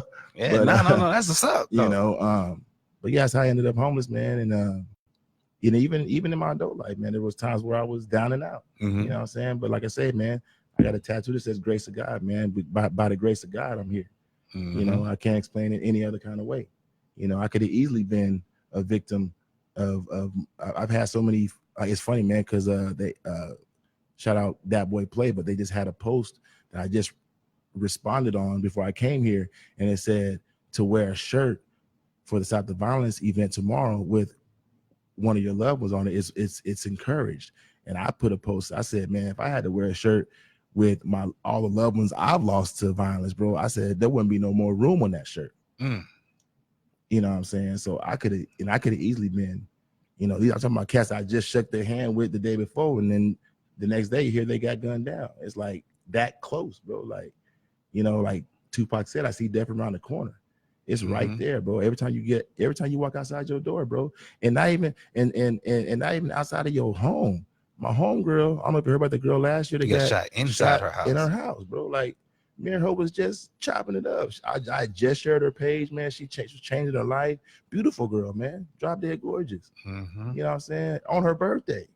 Oh, man. On her 30th birthday. So it's like, damn, you thinking, damn, I got to go outside the house to get lit, but you can get fucked off right in your own crib these days, man. Like, shit's getting crazy. Shit's crazy, bro. It's just crazy. So, yeah, man. I mean, so with you being raised by another man, how do you feel? Because you say you have 4 kids, correct? Are you with the mothers now? No. Okay. So 3 of them things. 3. Okay. So 3 of them things. 3 of them. So how are you gonna deal with your children being being raised by other men? I won't say help because you're involved. You know, it's not my call. You know, I don't own these females. That's you know, they have the right to be loved. It's my fault for not loving them correctly. You know, it's my fault, you know, that my son and my daughters are being raised by other men. You know what I'm saying? That's on me. You know, I could have easily married my daughter's mother and treated her how I should have treated her. But that's kind of what the sermon was about today, man, about, you know, living on preference instead of principle. You know what I'm saying? A lot of us just want our preferences instead of living by principle. You know, and you know, it's like a generational curse, man. I wasn't raised to respect women. My father and other men in my family was players, and you know, growing up as a young man, you see that and you feel like that's how it's supposed to be. Mhm. So you don't think that you're like your father until you Mhm. until you start doing things like, oh shit, I'm just like my pop, man. Or Mhm. people even tell you that, like, you just like your own, you know. So I mean, I wasn't really taught to be a loving, respectable man. I wasn't taught to open doors. I learned how to open a door from watching movies, from watching like mafia movies Yeah. and shit like that. Like, you know, how to treat a woman, man. I learned that stuff. A lot of stuff that I learned was from TV, man. Just how to like even treat a lady. You know what I'm saying? But honestly, man, like that's what it was, man. I really didn't have any mentors, anybody like to show me how to be a husband, even. Mhm. You know what I'm saying? So that's what I feel like that's what it was. And I can't blame it all on that, but that's definitely where it started. And then like just, you know, one thing led to another, man. And I could have easily, I mean, me and my baby's mama, the first one, we were together since high school. She's been in my life, shit, 25 years. Mhm. You know what I'm saying? My daughter she's in college now. My daughter, she's 17 in college. You know what I'm saying? But me and her mom was together way before that. Mhm. You know, like I say, man, yeah. So But I mean, with you having being another active, you know having what I'm another saying? man Yeah. raise your children, man, that's on you, player. You know? Yeah. Well, I mean, with You you know? being active, is it I need to meet him. You know what I'm Definitely. saying? Oh, I'm definitely hands on. So how was it meeting some of these men? Man, I don't get along with any of them. Why? But not because they're not you know, it's things that I would be here all day if I had to tell you, bro, but it's just like I've caught them doing things. Mhm. I've heard things from my kids, you know what I'm saying, like my girls, about how the man's treating them. You know, like my daughters, they can't stand the man that lives in their home, but that's on me. Mhm. You know, I feel bad about that. You know what I'm saying, that I put them in that position, because a lot of men don't, you know, the sermon today was about how you are in the now. That's funny how we're talking about this, because Mhm. you're in the now, you're having your fun in the now, you're cheating with this woman in the now, not realizing the ripple effect or the repercussion that's going to happen later on, and how it's going to affect you and your children. You know what I'm saying? So that's what it was about, man. It's funny that it's coming full circle, because that's actually what the sermon was about today, man. About, you know, you're having your fun now, but you're not thinking about the repercussions of later on. Mhm. You know what I'm saying? And then that's what's going to happen. Like, you're not just cheating on that woman, you're cheating your kids out of the opportunity to be raised by both of their parents, include, you know, you could be mad at child support and stuff all you want to, and visitation all you want to, but it is crazy for a child to go from seeing their father and mother 30 days, and then now you get on visitation. If you break down visitation, I talk about it all the time. First and third weekend of the month equals 4 to 6 days out of the month. So imagine going That's from nothing. It's nothing, bro. So imagine going from seeing your child 30 days like the mother, and then now you're dumbed down to 6 days. Maybe that if you ain't got a job or got to work or any, you know what I'm saying, now it's even smaller. So how do you parent? You know, you're the non-custodial. How do you parent with 6 days a month? And then you got my oldest son's mom. Sorry, y'all, I did post the whole, you know, I hate you, bitch, post I put, but that's how I felt, because she wants me to be involved now, but her being a bitter woman, she went to court, and you know, we got into arguments and things like that, you know, text messaging, bad mouthing each other. I didn't know that you could print out text messages and use them be used against you in court. So I didn't have a lawyer, so she had a lawyer, and they printed out my messages about me just being angry and like just being upset, being angry. People push your buttons. They use it against me, bro. So they put me on supervised visits for 3 hours on a Sunday. So think about 3 hours on a Sunday, bro. 3 hours on a Sunday. So there's 4 weeks in a month. What's 4 times 3? 12 hours a month to raise your son. 12 hours a month to raise your son. They was in court high fiving and chest bumping, and so it's like good job, bitter bitch. Like, you broke up another father-son bond, and you happy about that. You accomplished something. Now she want to have a boyfriend. She want to have a relationship. Now she want to call my phone talking about, you need to come get your son. I said, I thought you told the court that I was crazy and that I was this and that and this and that, and I need to be supervised, and I'm not fit. Even though I already had other children, I got my son all the time. Y'all see that? I know y'all see me post about my kids all the time. So it's crazy how the court system is, man. Like how they can just, it's like you break up with the female, but she act like you broke up with her and the kids. Like I didn't break up with my children. I broke up with your ass. Mm-hmm. You know what I'm saying? But like now I can't see my child. Like the women, you know, using the child to, And you know what I'm saying, as a crutch. That's gotta suck. Like it sucks. It does. Like it makes you feel like oh, all this for a quick nut. Is that what you know what I mean? Like, you know, but back to the whole raising your you know, raising another man, raising your son thing, man. All that's the ripple effect. Mm-hmm. That's all, like, because at the end of the day, my son, now that he knows his father, but like now that me and his mama is in cahoots or whatever, bro, like that's affecting him. So how is he gonna grow up? He's thinking like this is how people are supposed to be, at each other's necks, angry. You know, I think 50 Cent said something very distinct one time. He said the only emotion I've ever had to deal with is anger. And that's a lot of us. Mm-hmm. You know, a lot of us, especially as black men and women, like we grow up and, you know, I see girls posting all the time. I know, I'm not going to say her name, but I saw a very beautiful girl, man. She's very popular in the city. And she posted something about her mother the other day about how her mother's always talking down on her and dissing her and just like making her feel like how do you feel about people putting their business out like that? I mean, you know, that's the world we live in, man. We live in a very transparent world. The world, I mean, everybody's accessible now. You know, that's why they said when Facebook first came out, it was like accounted for like 50% of the divorce rate, because back in the day, nobody could just get in your inbox. Yeah, you know what I'm saying? It's a temptation thing, man. More and more distractions out here now, but then, you know, you ain't just got Facebook, you got, you know, Instagram, Twitter, Snapchat, you got these secret sites and shit like that. You know, people are too accessible. It's too easy to cheat now. You know, they say you're only as faithful as your options as it is. The more options you got, the less faithful you may be. And options are man, too many options. Not only is it options, but temptation along with the options. So, you know what I mean? Because you got the photos, the provocative photos. You got Snapchat with the pictures that disappear. I got a question for you. Ready? Yeah. Is it harder to fight temptation for men or women? Okay, so through my personal experiences, I'm not trying to toot my own horn, but I'm a well put together type guy. Like I said, I've been dealing with females since I was 14 years old, sexually. Females are worse than men, man. Okay. You know, so it's harder for us. I've been with the female who cheated on her husband and went back to probably kiss him right in the mouth and kiss the kids and everything. And I've been with the female that cheats on her boyfriend. I've been the side dude. You know what I'm saying? So I've seen it from the other side. I've seen the other perspective. I've seen it. I've experienced it. You know what I'm saying? So you think temptation is harder for the women then? I feel temptation is harder like women have gotten away with it by pointing the finger at men for years. Oh, that's why you think that? I feel like women created cheating. That's why they're so good at it. Eve. The reason why we have sin in the world is because of a female. Yeah, you know, ooh, they won't come after you for that. no, it's true. But see, the reason why God got mad at man is because man didn't cover his female. Adam should have checked her ass.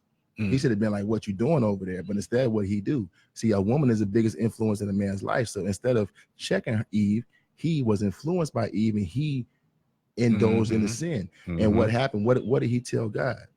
He told God, "You gave me this woman." He blamed God. But God said, "I gave you the order. I told you not to do this." That's why, if you notice, sin didn't come into the world when Eve bit that apple. When did sin come into the world? When did God get upset? When the man did it. Like when your daddy told you to clean up and tell your sister to clean up. When he get home, why this house ain't clean? Didn't I tell you to tell your sister to do something? Like you said earlier, did Calvin take L's from me?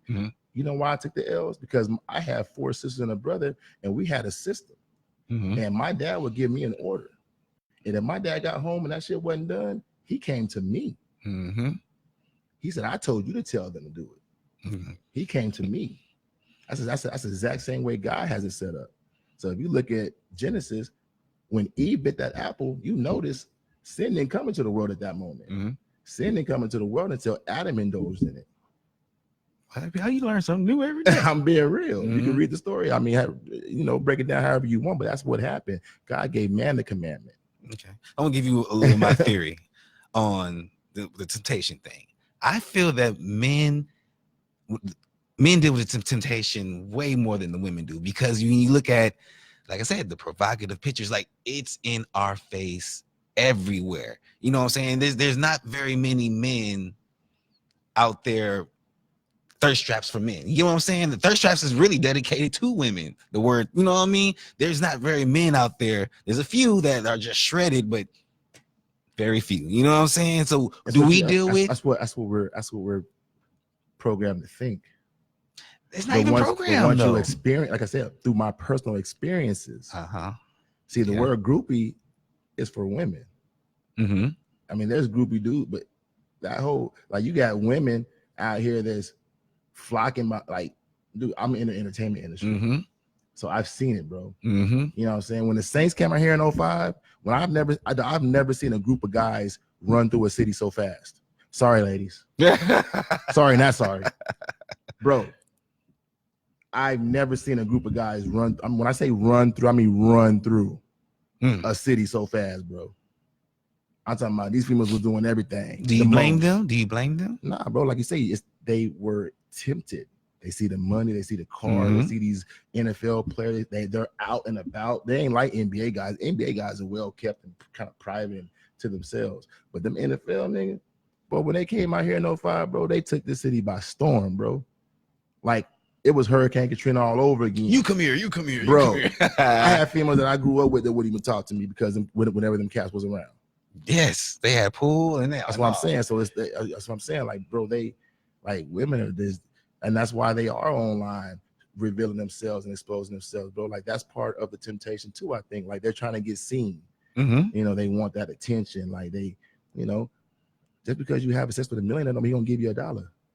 But just to have that bragging right, like, you know, you don't got guys doing stuff. But you like you can understand the bragging right, can't you? Especially as men. Why when he smashed you and your homegirls all together at the same time? Probably you heard the baby new song.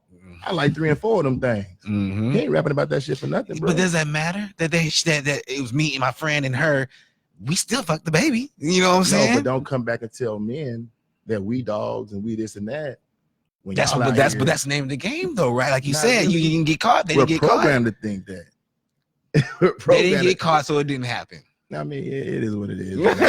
I don't know, bro. Like, you know, like I said, I think women are they're just more secretive. That's why I feel, you know, but that's why I feel once you get to see the other spectrum, like a person like me, you know, I ain't gonna lie, bro. I done been in the swinger world. I done been in the lifestyle world. San Antonio has a huge really? Oh, what? You never heard of the Players Club? Yeah, I have heard of the Players Club. Yeah, I got DJ Wildstyle that gig over there. Yeah, he see me over there. So you say you was involved. You said you've been involved in that world. I've been a member of the club. Yeah. And did you enjoy yourself? Yeah, of course. Why wouldn't you? Yeah, it's probably the best club in the city. Yeah, you go to it ain't like the strip club where you can't touch nobody. No, right. You can touch people. So say you in the club, right? You in the Players Club. You got your ladies. What's your go-to move? You don't have to have no go-to move. I mean, okay, everybody's there for the same thing. So what's your sexual go-to move? What's your move? Honestly, man, it's like Bumble. You know, you got that new site Bumble. You know what Bumble is? Bumble is where the female makes the first move on the site. Like, these places, these females are gonna come at you. Okay. You good looking, you got your physique tight, they already like you here. Yeah, they coming at you. Bro. Well, the question I'm asking you ain't got to spit no game. The question I'm asking you is, in your arsenal of moves, in your head, what's your go-to move? What you mean, sexually? Yeah. What's your go-to move? I mean, you got to lick it before you stick it. You're damn right. Look. You know, that's why you got these females out here stealing your girl, man. You got guys talking about they don't go there. Okay, don't do it then. Your female gonna get got. By somebody that might do what you won't do. Yeah, look, for real. Yeah, okay, okay. Get your tongue game right. Yeah, okay. So I'm gonna ask you a question. What do you do in a situation when you nut up? What do you do? What you mean by nut up? For instance, back in the day, when that situation would happen to me, my go-to after that is have a full-on conversation. But I'm talking about getting to know them and everything. Just to nut up, nut quick. Nah. Never. So it's never in your life. Nah. Man, y'all Del Rico full of shit, y'all. Nah. I'm being real. I've never. Never in your life. Nah, bro. Not 1 minute, 2 minutes ever in your life. Nah, bro. I mean, I don't know. I mean, like I said, but I've been going in since '93. So even in '93. I can't remember a time. I mean, I probably just went back down and just got right back going. Okay, that's what you did. But you know what? I can see that when you was young like that, boy, you jackrabbit. You know what I'm saying? I mean, I'm being real, bro. Like, never. I'm kind of a bedroom legend. Get the hell out of here. Yeah. Never, bro. I've never really had no premature type shit happen to me, bro. Like, you know, I kind of study tantricism and comments. You know, I just kind of study that shit, bro. Like, you know, putting your mind in a different place. You know, think about baseball. I don't know. You know, there's he messed up my question, y'all. I thought every man has gone through that. There's strategies and things you can do to. What's your strategy then? I mean, help the men's out there. I think with me, man, it's just experience. I've had a lot of experience. Okay. Yeah. Yeah. You can't even. Okay, no, you did call your go-to move. Okay, you did. I mean, bro. I mean, honestly, I've had a lot of experience. Bro. So I mean, what is? I call it sex experience. Sex experience. So what's your? I'm guessing in my head when you sit there and say you got kind of like you distract yourself. What do you daydream? Like, what are you doing? Yeah, you think about something else. Yeah. Yeah, or you just pull out. You just pull out. You do another move. There's no rush. I mean, yeah, you pull out. You go back. You recoup. You know? There you go. You don't have to.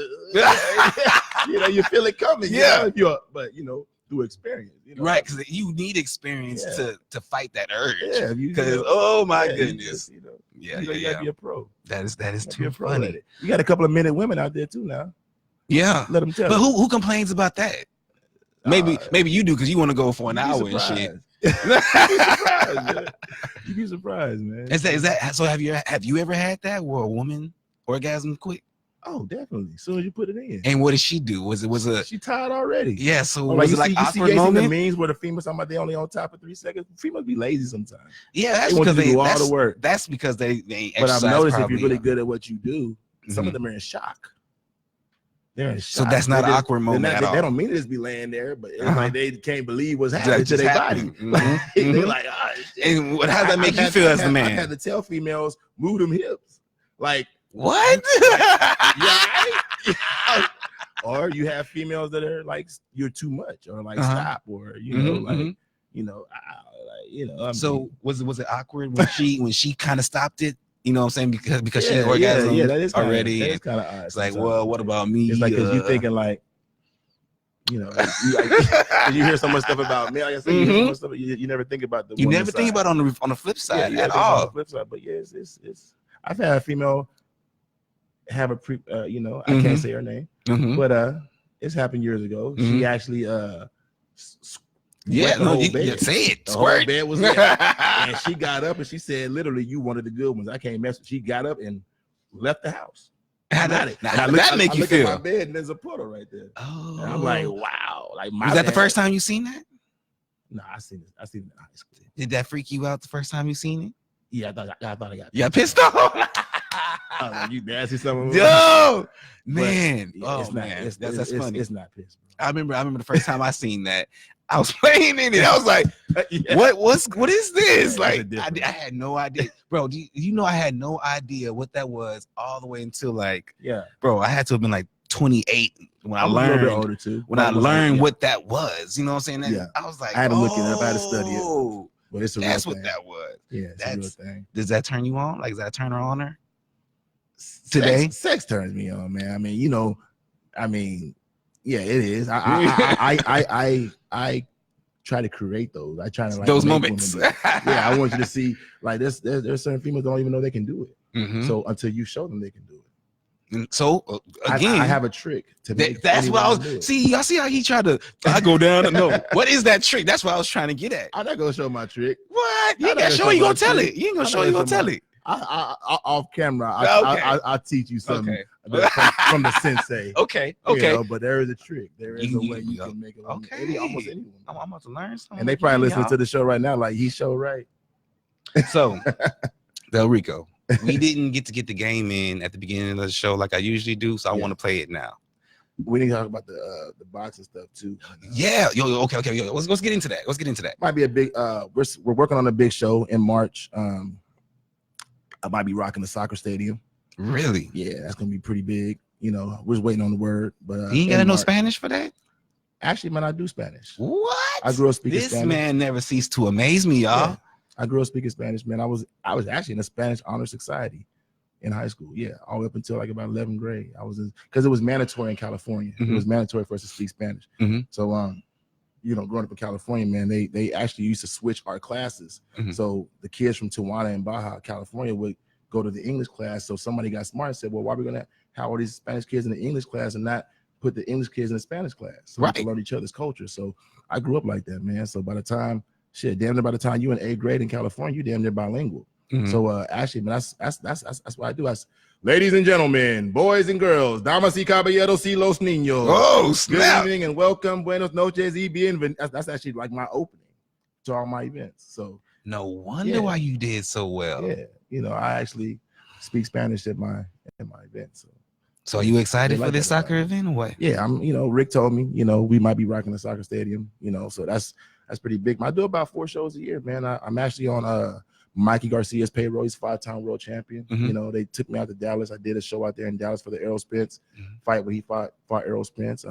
So all of Mikey's shows I've done in Texas, you know.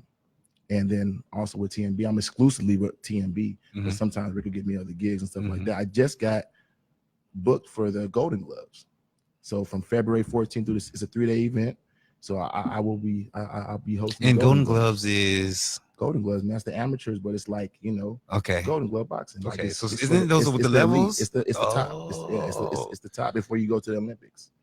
Yeah, so you know, Golden Gloves. Big, man. From the Golden Gloves, you can go to the Olympics. You know what I'm saying? Stuff like that. So you can qualify. So you and Juan, right?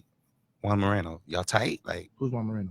Juan. I mean, I'm saying his name wrong. Rick Moreno. Rick. Very tight, man. Very tight. Yeah, I've done. You know, we're sorry, Rick. You know, we're partners, man. You know what I'm saying? He you know, I trolled him for a number of years. Trolled him? Yeah, I trolled him. You know, that's what I do, man. Tell me about this. I initiate jobs, man. Like I'm not gonna sit here and say, you know, like if people are like, man, the Mexicans ain't messing with us on the white. I'm gonna go see about it. Right. I'm gonna see if they messing with us. Right. You gotta extend that house branch. You'd be surprised what happens when you initiate. And that's what I'm on. And even with the club, man. Like I saw somebody put a post, hey, looking for security, whatever, and I responded. I've been there and I'm going on 2 years now. You know, extra money in my pocket too. That's always good. But you know, I don't do anything for free. Anything you see me posting, or I'm getting paid. I heard that. I'm a paid. All 2020. Yeah, I'm a paid promoter. I'm a paid head. I'm a paid ring announcer. I get paid for all this shit. You know what I'm saying? So what should San Antonio be expecting from the boxing? It's growing, man. It's getting big. We got Mario Barrios, man. Shout out Mario Barrios. His trainer is Virgil Hunter, also known as Keisha Cole's father. Yes, he just won the world title. He's the 4th world title holder out of San Antonio. He's only like 24, so he could be a long time champion. Shout out to this recent card we just had with De La Hoya. De La Hoya. I mean, come on now, De La Hoya. So you gotta say, right? Everybody knows. He signed Hector Tanajada Jr. He signed Joshua Franco. They're both champions. They have belts. You know what I'm saying? They went to Holmes High School. You got Travell Mason, my guy, who we just had. He just won his first NABF. He signed a Golden Boy. So I mean, stuff like that is coming through the city, man. The Spurs are our top professional organization, but outside of the Spurs, the boxing world is the only other professional organization in the city, because everything else is semi-pro or amateur.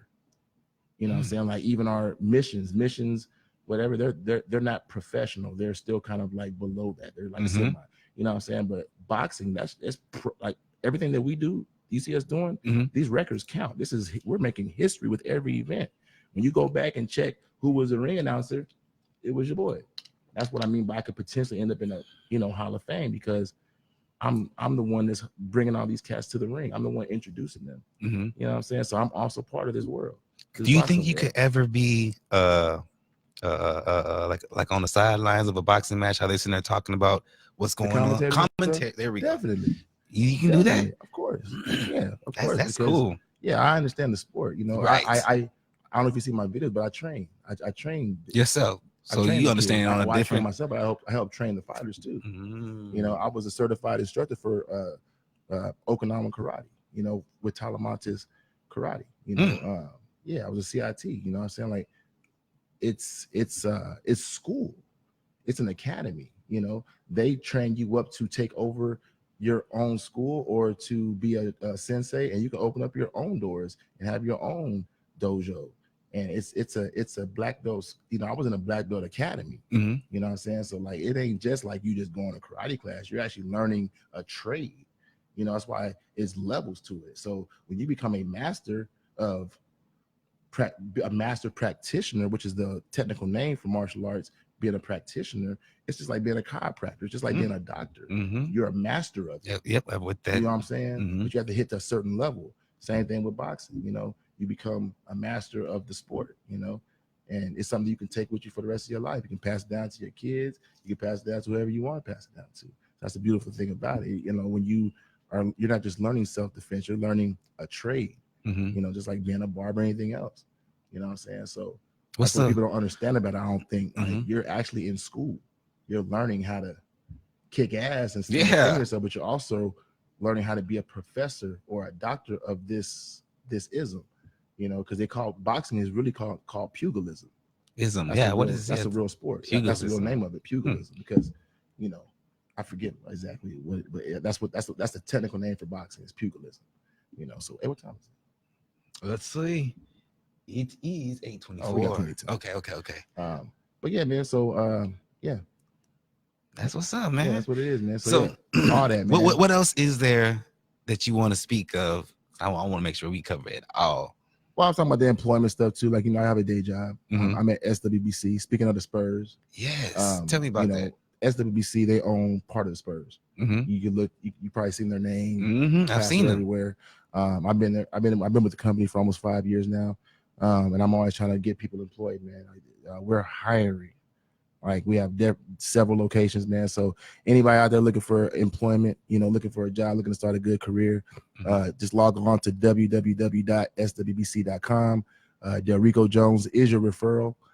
That's my real name. People think my name is Del Rico. They think it's like a stripper name or something. I'm talking about friends I grew up with. Yeah. Like, you ever did a stripper thing before? You ever done that before? Private shows only. Nah, but man, it's crazy, man. Like people really don't think this is my name. They so that's what's on your driver's license. That's my name, man. That's my government name. And like it's funny because guys I grew up with 15 years, they apply for the job and they're like, what name should I put? I'm like, come on, bro, for real. I wonder how what you mean what name you should put? How's the job person who would hire you, how did they feel when you walked in? They think I'm Spanish. Yeah, like it don't match up. They always think I'm something else, you know. That's too funny. That is too funny. Yeah, I got that all my life though. Even with the teachers and stuff in the classroom. I've actually been like even girls that I've dated and stuff. Like, let me see your ID. Yeah, that ain't your real. You can't be this smooth and that's your name. Like, because my name means the king or it means of the rich. And believe it or not, it's funny as hell. I joke about it all the time. But you heard when Cedric said, "I'm not gonna call another man delicious." Well, people don't realize, but Rico in Spanish is delicious. So my name can actually be considered that. Like, that's too it's funny as hell, man. It's a little ongoing joke I have. But I'm like, yeah, my name's delicious, man. Like, that's my name. So what type of jobs can a person get with S? Man, all kinds, man. We do mortgage, man. You know, like me, I'm a collection counselor. We start people off like 15, 16 an hour. It's a really good job, you know. I've never had a job past 5 years, like an actual workforce job. So this is the first time I've actually had a job this long myself. And you know, 401k, like I didn't know about none of that stuff. Like I said, I'm a street kid, man. I didn't grow up like my parents didn't talk about 401ks growing up, stuff like that, man. But it's like setting up retirement and all that stuff, man. But that's stuff that we really do need. Not only that, man, but a lot of people out here running around sick and don't even know it, man. People ain't got health insurance. You know, this so they help with that as well. What? Man, when I first started working there 5 years ago, it was free. It was free health insurance. It was free. Now we only got to pay like $40-50 a month for it, but we still get vision, dental, and health. You know what I'm saying? And I mean, I'm with United Healthcare. You know, so you got all these people out here meeting each other, dating and stuff out here. You dating people out here. You know, when the last time a female ever told a guy they met in the club before they had sex with him to get tested or something like that? Like, you don't know who you dealing with out here, man. People, it's 2020, but you gotta be careful. You know what I'm saying? So, you know, that's what attracts me. You know, when I meet a female, like, where you work at? Get your credentials. Who you insured by? Mm-hmm. Last time you had a checkup? These questions people don't really be asking when they meet people, dog. But you got to be careful, bro. You know, Magic Johnson was a good looking dude, but who? How many females did he have sex with before he found out he had HIV and AIDS? How many people did he infect? They ain't talking about that. They ain't talking right. That's when he passed away, they gonna make that documentary, right? Like we don't know who he was messing with. You know, yeah. But you gotta be careful because whoever they messing with, you messing with. You don't know. You don't know. You know the circle. You be yes. It's Antone small, baby. Like, hey man, you gotta be careful. It's funny how that works. How it's such a huge city, but yet small. It's small when you get around. I have a saying. Like people say it's a small. I'm like, you know, it's a big world. I just get around it. You know, once you start touching more people, the world becomes small. The world is still big, but once you start to get around it, motherfucker, it becomes little. Yeah. You feel me? Dang. You got to be more careful. How do you fight temptation? Pray, man. That's all you can do, man. Yeah. You know, all you can do is pray against it, man. I'm not the best prayer. So I fall into temptation. That's too funny. I catch on with I'm not the best. You know, like I said, I'm not a practicing minister. You know, I should be. You know, I could be, but I'm not the. You know, I'm single. I've been single for 5 years now since my last kid. You know? Are you loaning for a relationship now? Not so much, man. I've been there, done that, man. I'm longing for a relationship with myself. You know, like a lot of people don't have a relationship with themselves, man. Like until you love yourself, you can't love nobody. A lot of people out here like supposedly lonely and like all these females want, you know, but just because you get somebody some ass don't make you wifey material. A lot of females, okay, so you got some good cooch, but can you cook? Are you clean? What's the you take care of your name off your dream woman? Like, what does she have to? First of all, if I was getting into a serious relationship, man, at this point in my life, being almost 41 years old, I have to have a godly woman. I have to have a woman with morals and value. Number one on the list. All right, it's gotta be. It's gotta be. Number two, man, hygiene. Okay. You know what I'm saying? Like, if you got to weave in your hair for 2 months, I just get the stanking and shit. Like, hygiene, man. Like hygiene, man. Like I'm looking at some females' mouth sometimes, man. I see butter on their teeth, man. I'm like, yo, I can tell you ain't got no dental insurance by just looking at you. I can tell you ain't had no checkup by just looking at you. By just looking at you, I could tell. That's why I want to know where you work at. Like, what do you do for a living? That's my number one question to females. Hygiene is very important. My number one question to females these days is like, what do you do for a living? I want to know what you do, like what you into. Like real talk. I want the same things that females want from men. You see females posting stuff about men all the time. Like they don't want no bro. I don't want no bro female. Hello. I want to do with a car. I want a female with a car. I don't have to go across town all the time and get you. I got shit to do. I got kids and shit. Like, but also that too, man. Like, I don't always really want to date a female who has kids, but if she does have kids, I definitely want a female, since I have children, I definitely want a mother figure too. Like, you know, so would that be number three? Hygiene, yes, definitely someone who's gonna love me and my, because I'm a package deal. See, a lot of females might be ready to mess with Del Rico, but are you ready to mess with Del Rico plus 4? In the clan. So, you know, a lot of females ain't ready for that. You know, so definitely, man, you know, a female that has a drive and, you know, definitely, you know, it's compatibility stuff, you know. Stuff that people don't think about, man. Like a lot of these cats is just winging it, man. People don't really think about stuff. People don't like to communicate. They don't like to talk about stuff. They're scared. Why?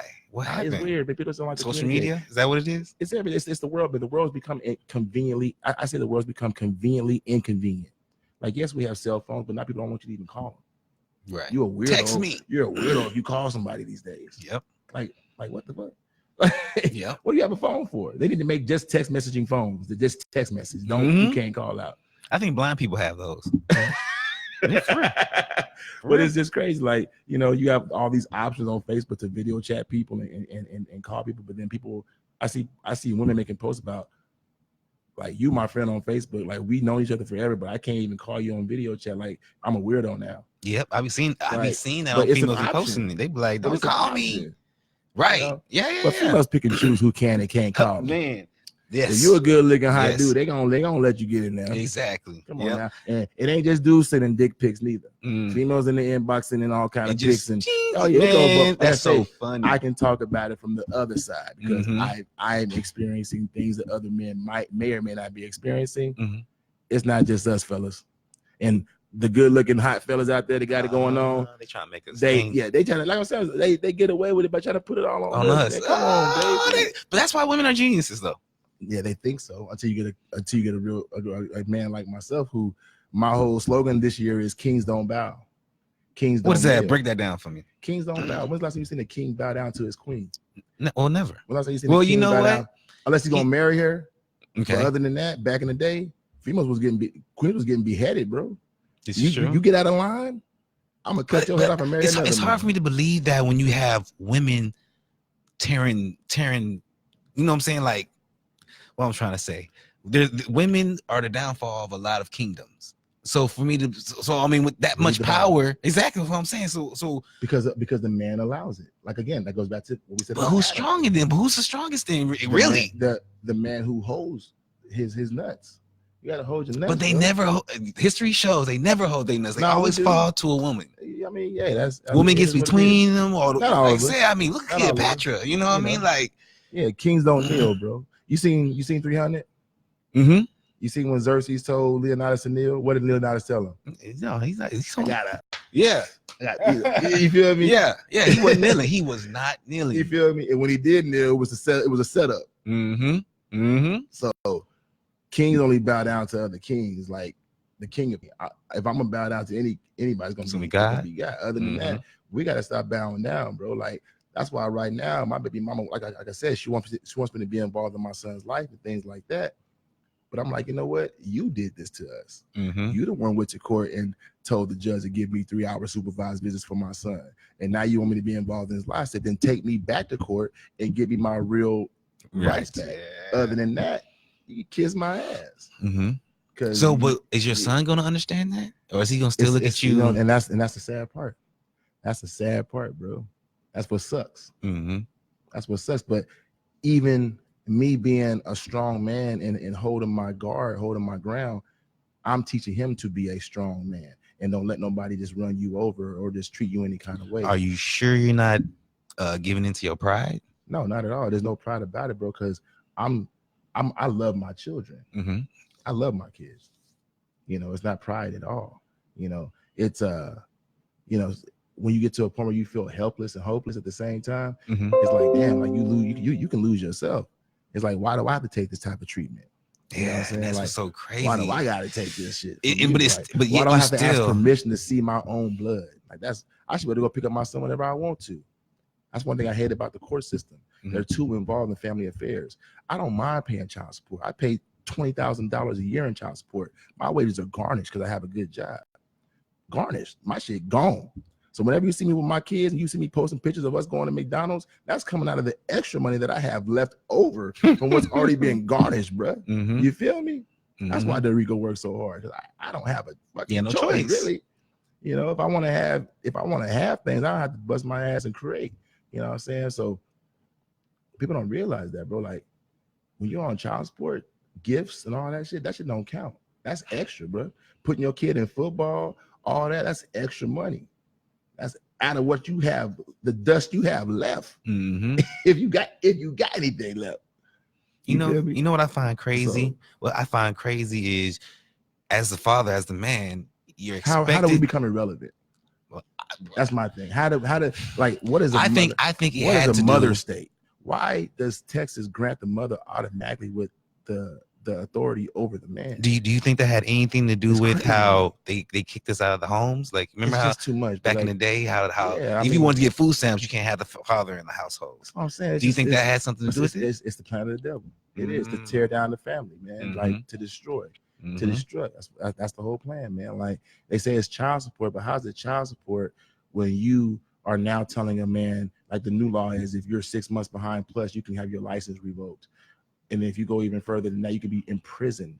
So now my child, who knows nothing about the monetary situation, who loves his father, because you can't put a price on a man. You can't put a price on presence. You can't. Whether I'm rich or not, you can't put a price on a man being there, being relevant, being present for his child, period. You can't put a price on that. So to put a man in prison because he's maybe having a hard time in life, or you don't know what, they don't even ask you what you're going through. They don't even ask you. They don't even care. All they want is the money. That's all they want. They don't. About the courts. They don't ask you, sir, is there any specific reason why you're late or why you're behind? All they want to know is where the money. Where the money at? So now you got a child that's used to his broke ass daddy coming around, but his daddy's been there, but he's not knowing his daddy's going to go to prison for child support because he's in the rears. Now I got to go see my father in prison. How's that supporting the child? What if you found out that was the reason why your That's daddy crazy. was in prison the whole time? Because the child support. What if you found that out? I was Like, you got niggas out here really doing real crimes. Like, I didn't know. yeah, But what's crazy is if you don't pay your medical bills, you don't go to jail. You don't go on your credit report. Damn, half the time. If you don't pay your car note, you don't go to jail. Mm-mm. I mean, the car gets repossessed, or your house might get foreclosed. But we're talking about your blood. Like, this is your child. Like, you got people on the streets with their children. Ain't nobody messing with them. But someone can call CPS on you, and the working man gets shunned or gets the shaft. You know what I'm saying? I don't even understand that shit. Like, how can someone call? I've had CPS call on me for no reason. I had to, like, and my kids got taken out of my house, bro, for 3 or 4. I couldn't even see I had to go through an investigation, all this shit, bro, because somebody made a report that wasn't even true. You know what I'm saying? That wasn't even true. And they found out that it wasn't true. That's why you see me with my kids today. You feel me? But it's crazy. Bro. But you got motherfuckers on the streets that's homeless with their children. Ain't nobody going to get their kids and putting them in foster homes and taking them away from them. Because they can't, because you know why? Because they can't give you no change. It's a money Get out of thing. here. I didn't even think about that. It's a money thing, bro. I've seen whole families on the streets, bro. You feel me? Whole families, dirty ass kids and everything. There's 15 million kids starving in America right now today. Look it up. I seen commercials on it. Mm-hmm. 15 million starving kids. But they mess with a nigga that got a job. Because they can't give us no. And then you miss the damn child support payment, 18% interest. Your kid's a credit card now. Your kid's a freaking Visa. How you put interest on child support? And then on top of that, the government taxes child support. It don't even all go to the kids and the mama. They taxing child support payments. I have a question. That shit crazy. Is it possible? I'm sorry to get back on that subject. No, but is it possible? Horrible. You know, when you get to a point to where they garnish wages. Yeah. So say they take your whole income cheaper to tax. keep them. Look, that's what they say. That's what old school say. So say they garnish your whole income tax. Yeah. Oh, they'll do it. Is there such a thing as the government keeping that money, not even giving it to your kids? If she owe, I don't get that. If they take all your income tax, mm-hmm. The only reason why they would take it from the mothers is if she owes some money to the IRS. No, they would. Oh, they would definitely give her money. Yeah, but if she owes, then hell yeah, they're gonna take it. Mm-hmm. Like I got into a car accident one time, mm-hmm. and I was behind. I got like 40 grand. I took home like 10. The lawyer took 20. Baby mama took 10. Yeah, automatic. That had nothing to do with automatic. Took it. I'm thinking I'm finna get 20 G's. Mm-hmm. No. We finna pay your child support first, and then we're gonna give you your money. By any means on it. By any means necessary. We gonna get your money, bro. We gonna get this cheese, bro. So yeah, shit's crazy, my nigga. But anyway, back on this promo shit. Yeah, back on the good note. Sorry, fans out there. Well, we got some questions. We got some what else we got. Man? We over here just talking and ranting. So somebody London said, so could that pride be keeping you away from spending time with your son? No, what's keeping me away from spending time from my son is a bitter female who took me to court and took away my rights to see my son. Mm-hmm. I always want to be around my son. Mm-hmm. I only went to court to get on child support. See, that's what's crazy. See, I pay $450 a month for my son. Mm-hmm. To only see him for 3 hours on a Sunday supervised. So you want to charge me as mm-hmm. if I'm there every day, mm-hmm. but you don't want to allow me to see my son every day. See, that's what they do too. They charge you to see your own child, right? Mm-hmm. But then you can't see your child whenever you want to. If I'm paying for something, a service or whatever, if I'm paying for the internet, I can use my internet as much as I want to. Right.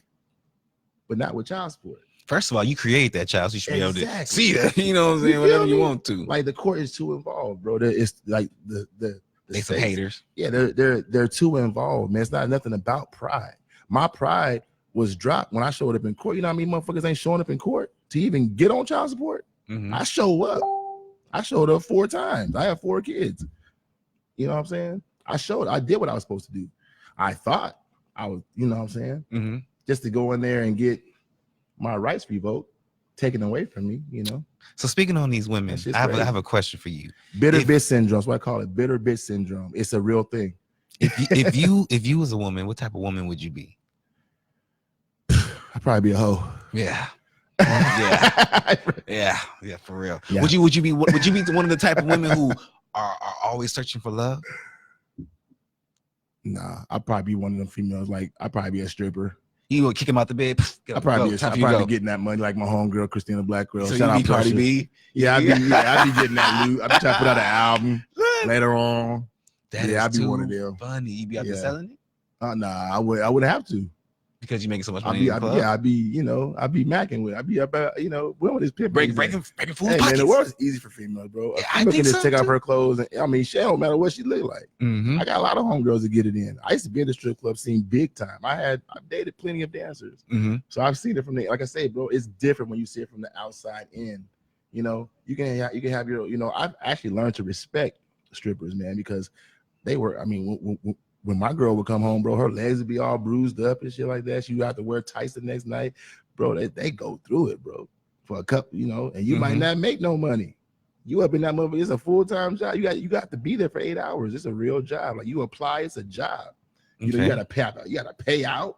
You gotta pay the management, the DJ. Like it's a real hustle, bro. So, yeah, I mean, no, I wouldn't be no prostitute.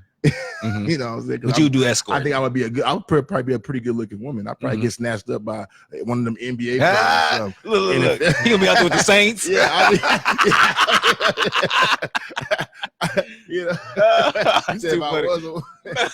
I'd probably be though. You see my daughter, beautiful. That's too funny, bro. I'm beautiful. I have a beautiful family, man. That's funny. All right. So I want to play this game. Yeah, let's do it. First off, before I even play this game, anything else I missed? Anything else? I'm just want to do more people. Is there anything else? What else we got? 3 favorite books. Favorite books. Favorite books, man. What's some good books I've read? Of course, good old good book. I actually read Obama's book, man. The one about his father. That was pretty good. What made that good?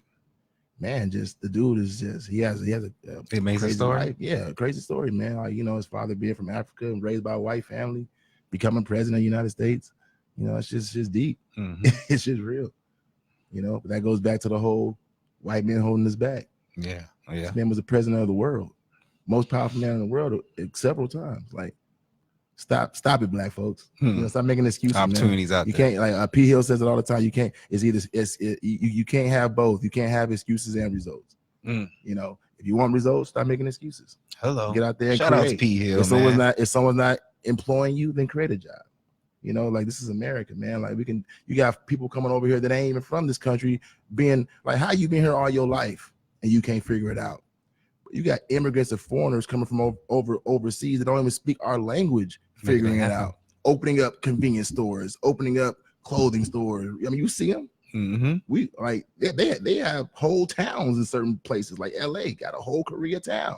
Yes, they do. They have a Chinatown. Chinatown, yeah. Like they created that. It wasn't always there.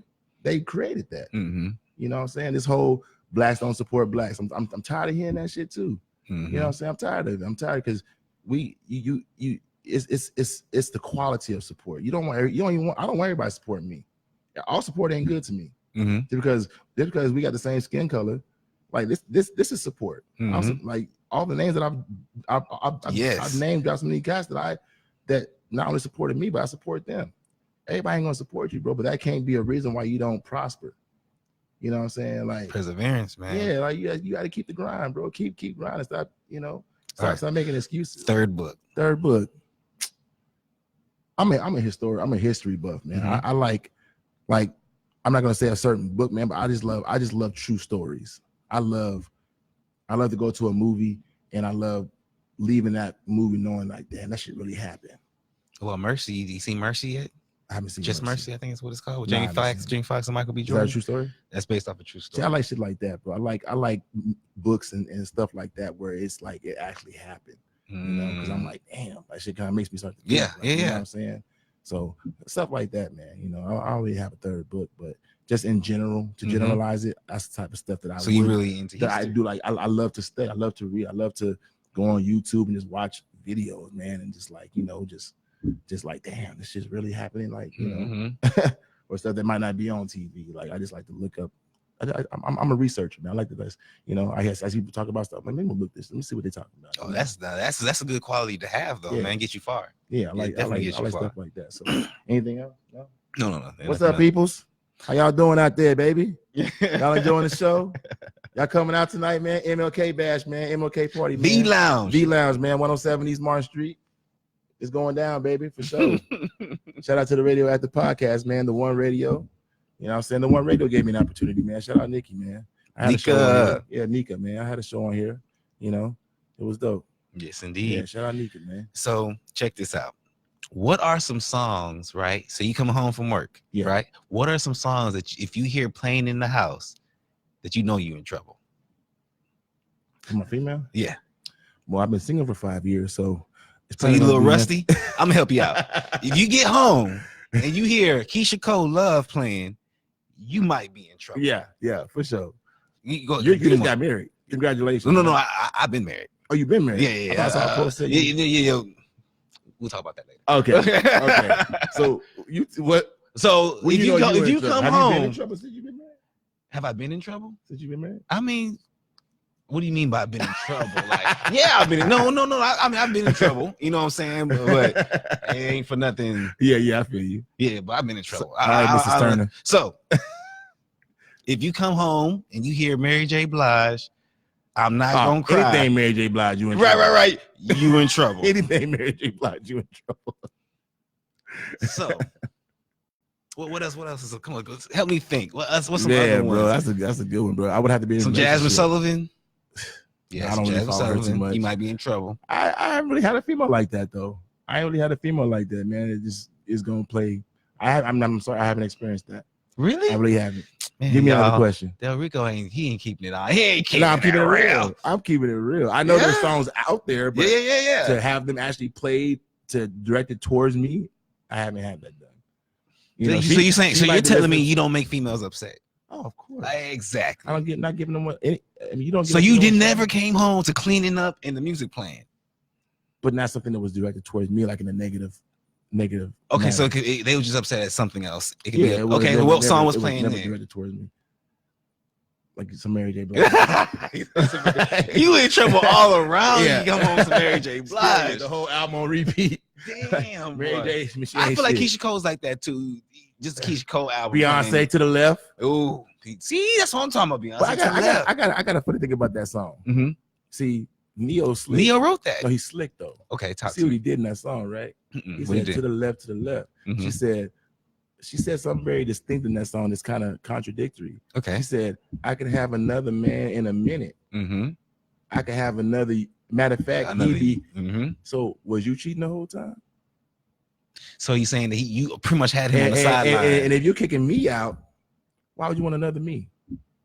If you don't love me no more, why would you want another me? And he's gonna be here in a minute. Why not just let me stay?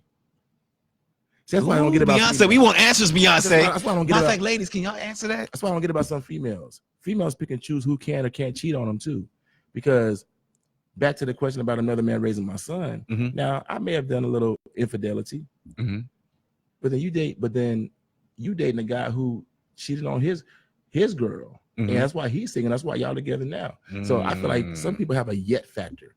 Okay, he ain't cheated on me yet. He cheated on his ex-girlfriend 50 times, but he ain't cheated on me yet. So is it okay for a man to cheat on so why are you attracted to another man who cheated on his ex-wife and don't take care of his own kids? Now you have a son. Why would you allow a man in your house who don't see his own children? This is a I'm not gonna say no name, but this is a personal experience. I'm not even gonna say which baby mama, because somebody out there might get it. So my baby mama got married to a dude who I used to date his ex-wife years previous, believe it or not. And so I had the insight on this man before he even knew about me, or I was even with my baby's mama. So that girl would confide in me about this man, how he got her on medicine, how he got her anxiety, how he got her kids taken away from her. She's telling me about this man. I don't know who this man is. Fast forward 10 years later, this man married my baby's mama. I had a conversation where I said, bro, if you that same nigga you was with your ex-wife, I said, bro, I know about you. I said, so this is my son. I don't care what you do with the female. I said, but my son's involved. I said, so if you're the same cheating ass dude you was with your ex-wife that she told me about, because she had no reason to lie to me because she was confiding in me. Mm-hmm. I didn't know the dude. And I was with my baby's mama. Mm-hmm. Sure enough, they get married. A week later, a girl who we both messing with, she says, Dale, I didn't know your wife married so-and-so. I got something to tell you. I've been messing with so-and-so since last November. Now, at this point, they've been married for 2 years. I already had the conversation with the man about if I catch him doing something, it ain't no bro code, bro. My son's involved. Mm-hmm. She gonna know about it. I'm gonna tell her what you did. Mm-hmm. I'm gonna spill the beans. So don't let me find about nothing. Right? Mm-hmm. I had a man to man. I had a heart to heart with it. Oh, nah, bro. I love, you know what I'm saying? Yeah, you want to. All right, cool. I left it alone. I don't meddle, bro. I don't try to, you know, I don't want to break. Hey, you know, cool. Right. I'm not your father. You know what I'm saying? So I had to say my piece because I know about your history. Mm-hmm. I have an insight. For some reason, God reveals things to me, bro. It's weird. It's weird. I mean, I got guys who I've never even hung around, and he just reveals things to me, bro. So I feel like God revealed this to me. Now, it took me forever to tell her. I didn't want to be a bearer of bad nothing. I said, God, why'd you give me this? Mm-hmm. I'm this back and forth in my head, like, should I tell her? Mm-hmm. I'm talking to people, man, should I? And so it came out, I told her, right? I said, hey, I just want you to know who you married, and I want you to know that this, that, and the other happened. I want you to know that he has other children in another state. That do you know about this? Mm-hmm. This man don't see his own sons, but you got my son. Like, why would you allow a man like that in your household? Mm-hmm. Why would you marry a man like that?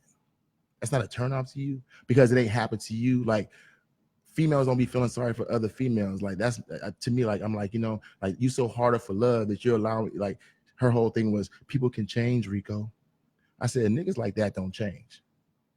Niggas like that don't change. Players like that don't change. And sure enough, he didn't change, bro. And it's crazy. They still married today, but I want you to know what you're dealing with. Mm-hmm. I tried to warn you in the beginning before y'all even got married in the first place. Mm-hmm. I'm talking about the girl was like, because me and my baby mom, we was going at it. So I didn't even know where my son lived at. So how could I all of a sudden know where you live? Not only know where you live at, but how your house looking, what you got in your house. Because this girl is giving me all this information. Now he's saying the stuff in the house is his sister's. Does he have a sister? I don't talk to him. Yes, he has. How do I know he has a sister? So, you know, I'm getting facts to undeniable fact. Mm-hmm. You still married him.